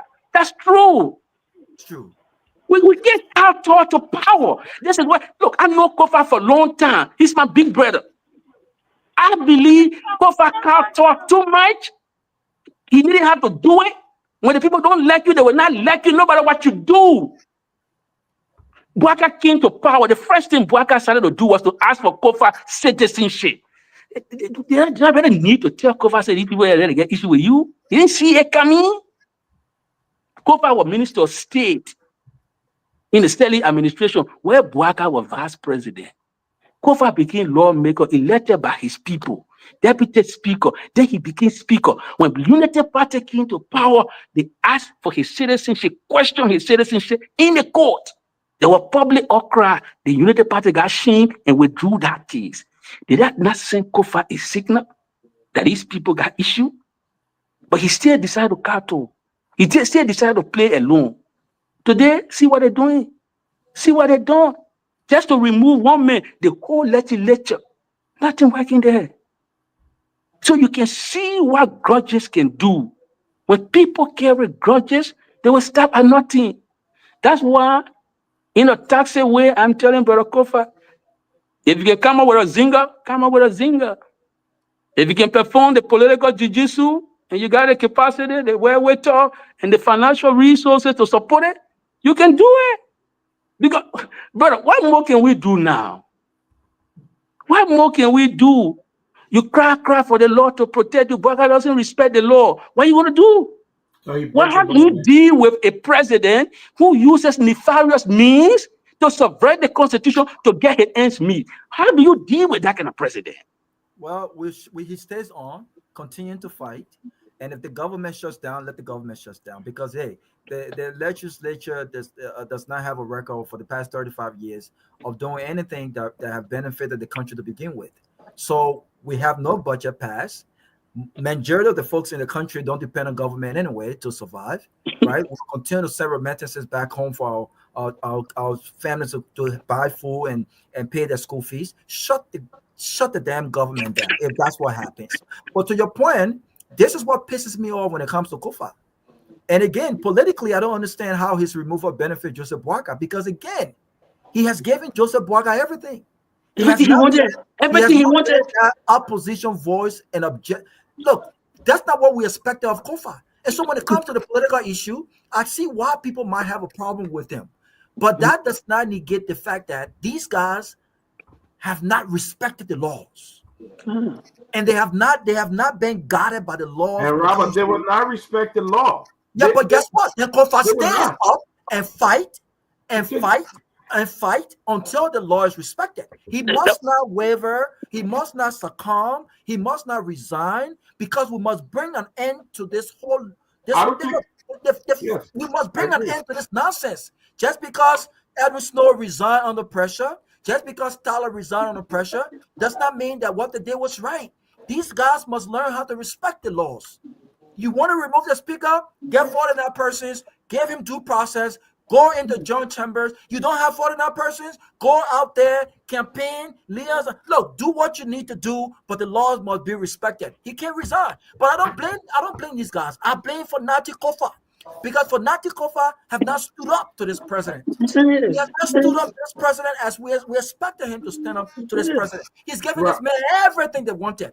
I blame him. Well, gentlemen, look, you're my fear here. My fear here, we can talk and talk. It is very clear that the president he have already violated the law. He intend to violate it more. He intend, and he have placed that at the back of his mind. We saw Mo Ali and Alex Tyler brother, who's the Minister of Transport, appearing before the illegal majority bloc. The next thing, we saw the president sending budget to them. Augustin Gafwan wants to be president of Liberia. Is that how he's going to proceed? In going along with a president who violated the Constitution? Is that how he's going to become president of Liberia? You know, then we see at the budget that the president intends. He's leaving, going on his honeymoon to visit his family in Sierra Leone. He's going there. He's leaving, and he knows what's going on. It was calculated stuff for today. He said, we'll stick that budget to the goddamn RLJ. He left the country, and then we see what's going on in the country. Is that any serious that this president intends to do it, and he would do it and nothing will come out of it. That's the country Liberia had turned her to. That's the country Liberia had turned her to, and he would do it. You know, he doesn't care what happened. He doesn't care if he runs again. We awarded him a very lucrative job, retirement job, very lucrative retirement job. So he doesn't care what happened. I mean, you have a president who's been in power for 11 months, can't say nothing. A president who sit there and let people scan him that he was talking to. He was talking to AI and talking to Elon Musk, who sit there and they brought fake $25 million scholarship. A president who's sitting there and were breaking fake with some crooks that were breaking ground for a center in Marshall. Do you expect anything? He does not know what is going on in his government, and he ain't care to know, or he's just not capable to lead the country. He's not. I think he's incapable of leading the country. That's the baseline. He's incapable of leading the country. Yeah, Robert, you said something that is actually profound here, and I believe I want to agree. Well, part of the reason why you say you want to blame Kofa a little bit, part of the reason I think here is that Kofa was trying to appease the president to not remove him. Same thing you are afraid of. The thing you are afraid of, like second after him, to be very frank. All the things yeah, you're trying to play ball, right? Now for Snow, he was trying to avoid what Snow did. Snow became very combative to Madam Sirleaf in his initial days as speaker. Madam Sirleaf said, no, this boy is not going to survive here. I'm going to get rid of him. Right? And so he put the line. And at the time for that removal process, Jallah was one of those agents of the propaganda machinery to remove the speaker. He defended the process. No, you're wrong. Right? You're wrong. Jallah defended it. No, you're wrong. You're wrong. Jallah was. Can I correct you? I allow you on the foreign ministry thing. I allow you. Let me correct you. Okay, go ahead. So this one is not. You know, I mean, I know people in the audience will want to blame me for everything Ellen Manaseli did because I served as deputy minister. But at the time of the snow removal, but then I was not in government. So I was, in fact, Snow himself would come here and testify on the public record. I used to go to court along with him. I remember one of those instances. The time they passed the judgment in his favor. No, I think it was the Brian. I'm mistaken the one with the Brian time. It was the Brian time I used to go with. I didn't say you're incompetent. What I'm saying, I didn't say you're incompetent. But I'm saying that was the time you came out with this famous interview that Madam Sirleaf brought in repatriated biograms. But what the point now? So yes, I was not in. So the point I'm making is. The point at the time you started defending Madam Sirleaf now. No. Listen, don't confuse the thing. I mean, the whole listen. You mistaken plenty of things. The snow removal, I was not in government. I didn't allege that.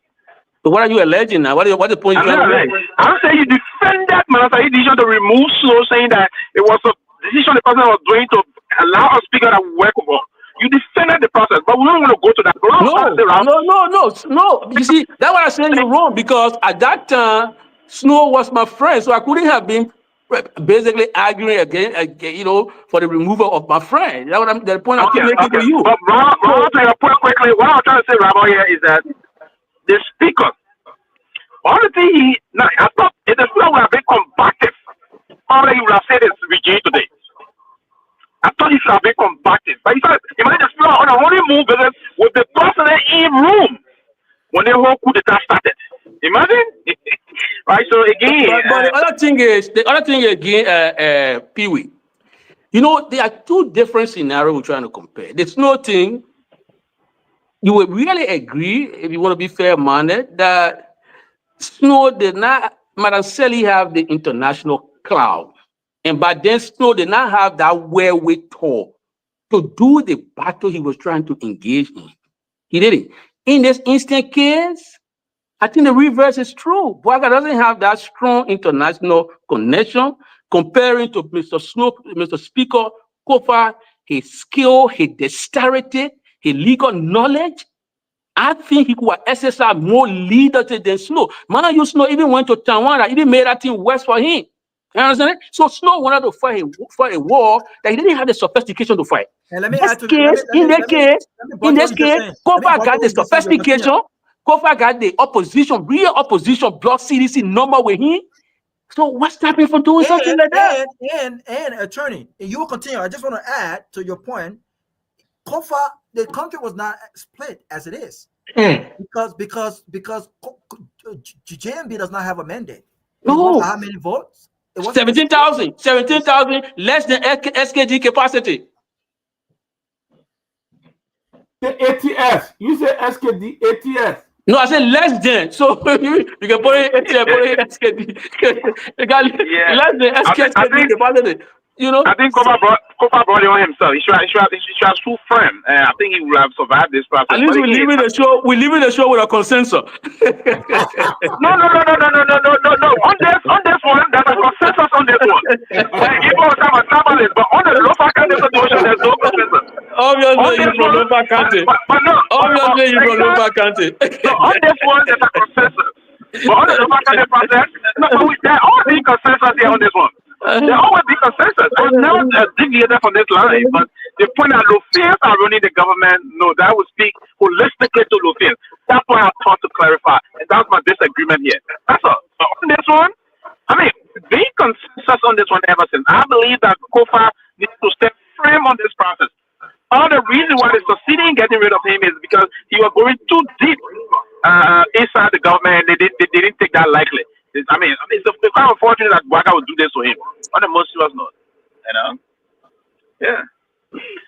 I mean, so I mean, we're going to devise. We're going to talk about a way forward.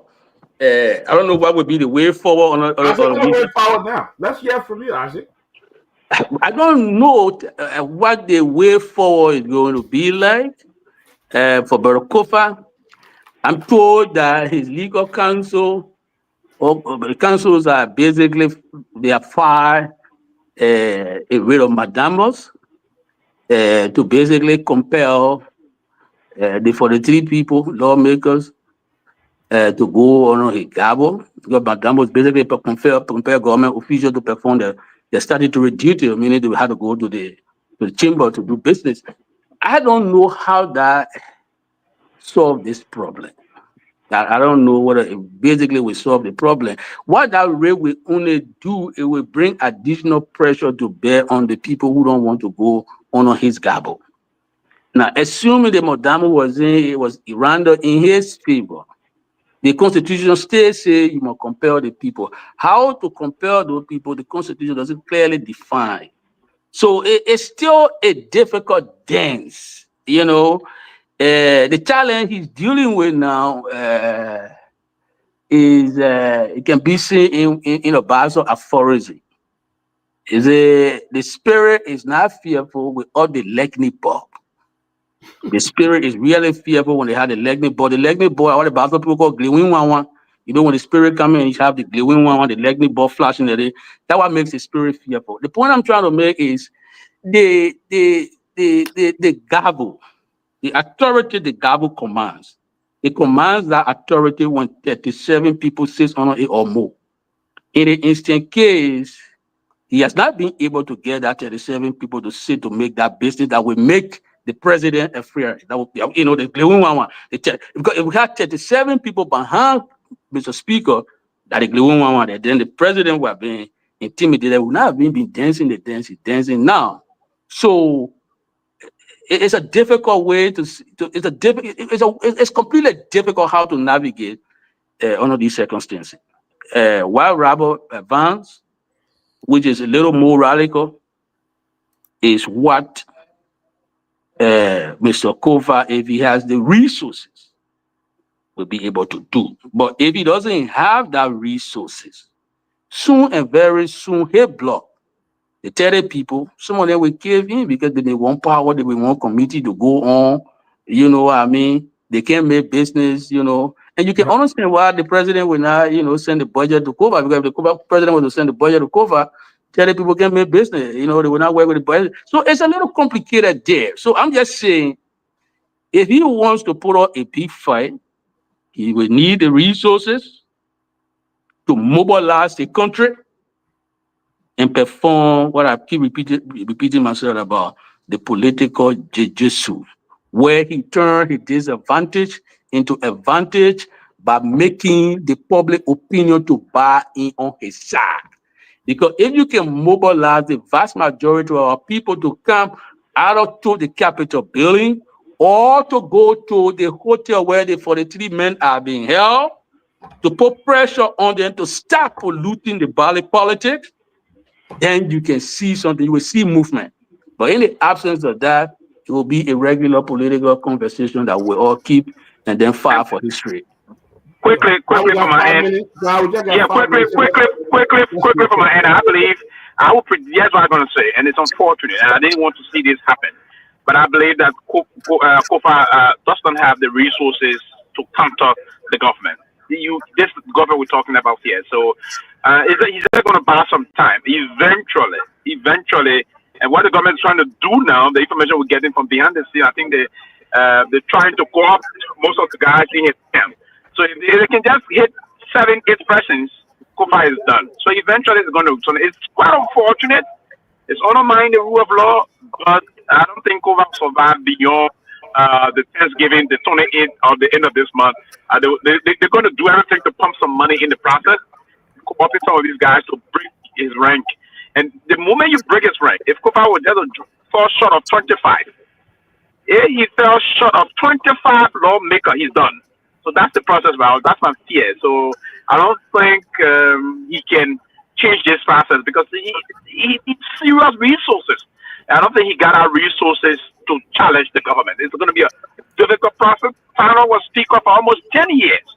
When man said he already prepared to get rid of him, I mean, everything at the end of the government will surface at the end of the day. It's quite unfortunate that we headed to this direction, but I don't see Kofa surviving this process. I will think Kofa the next session week after tomorrow, the next session week round, my prediction is Kofa will have been done, and that's what I foresee. It's unfortunate. It's very unfortunate. It's pitiful. It's unacceptable.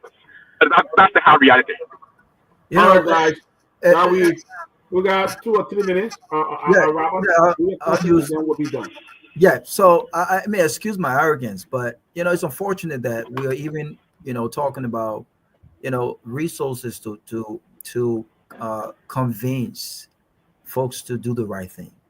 And this is where my frustration comes in place. And this is where one will say, I know after this show, people always call and say, hey, Robert, when you come back to Liberia, we'll have to sit you down and talk to you about the Liberian society, right? About the chemistry on this side. Yes, right? Because the way you think is not the reality. But the reality here is Kofa, there's no other way they should end other than the fact that these guys should be made to respect the rule of law. And you know what?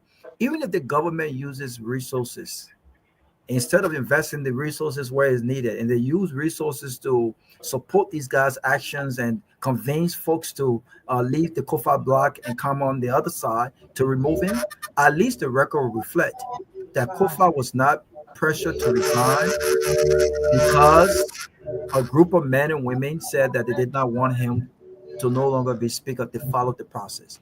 I want this process to end where the rule of law is respected, no matter how it was influenced, but at least the rule of law is respected. They got the 49, they went in the joint chambers, they allow him due process, and they voted him out. This is the process that I respect. But I want to tell Kofa, I hope you've learned your lessons. I hope you learn your lessons, because again, what you've done here, you missed an opportunity, once in a lifetime opportunity to truly stand up as an opposition voice and to actually ensure a divided government, one that would ensure check and balance. And that I don't think that happened. I think that he was really too nice to this government and to this president, and what he was afraid of essentially happened. But the rule of law must follow. The rule of law must be, our actions, especially lawmakers, Dr. Peabody, must be guided by the rule of law. And I do not just respect people, especially in the position that these guys are in, and not following or being an exemplary of the rule of law. And it's discouraging. So, Isaac Jackson, 2 minutes, just one minute, one quick word, and let's go to that. Obviously, it's a sad thing that people who are makers of the law will be seen violating the law in the manner in which they've done. But I think they took their lead from the president. The president has been very brazen in his conduct by violating our law routinely. And so the lawmakers are picking upon what the president started to do from the inception of the government. The honor is on all of us Liberian people to do right by the people. The Liberian people need to stand up for the Constitution. I started with this, I will end with that. Stand up for the Constitution. The Constitution calls for our people assembling, which is a form of protest, to petition the government to do right. Our people have seen that the government is not doing right. They have seen that Bouaka is putting his personal interest above the interests of the vast majority of the people in the country. If Mr. Bouaka can see the level of poverty that is all across the country, and he will invest in his personal security or buying $1.1 million Jeep for himself, it just shows to you that he is out of touch. Almost 80 years, well, I will put in 80 years. Somebody will say, oh, but he's 79. I'm 79 or 80, not far. But 79-year-old person is still focusing on his personal well-being and forgetting the well-being of those thousands of people who stood in the queue to elect him. Liberia is supposed to be about reconciliation. Liberia is supposed to be seen as a bastion of recovery, recovering from the arches of war. Now we have a president that is slowly pushing us back to war, by his conduct, action or inaction. When you become president, and everywhere around the world, the concept of political inclusion is intended to sustain democracy and peace, and you will trample upon it. Then you're pushing the country back to where it came from. He said he comes from a progressive background. One of the mantra of Gabriel Bacchus Matthew was what? Inclusive governance. He said the vast majority of the people were excluded from the executive governance of the country. And so we need to include people. Today, Bouaka cabinet is entirely Unity Party. And Unity Party people still want to celebrate that. They just show that people don't learn from history. It's clear. They prove in Hagar right that you don't learn from history. So we have a problem here. We have a problem here. I just want to tell Liberia, encourage my brother Amara Kone. Amara Kone did a recent post that I admire.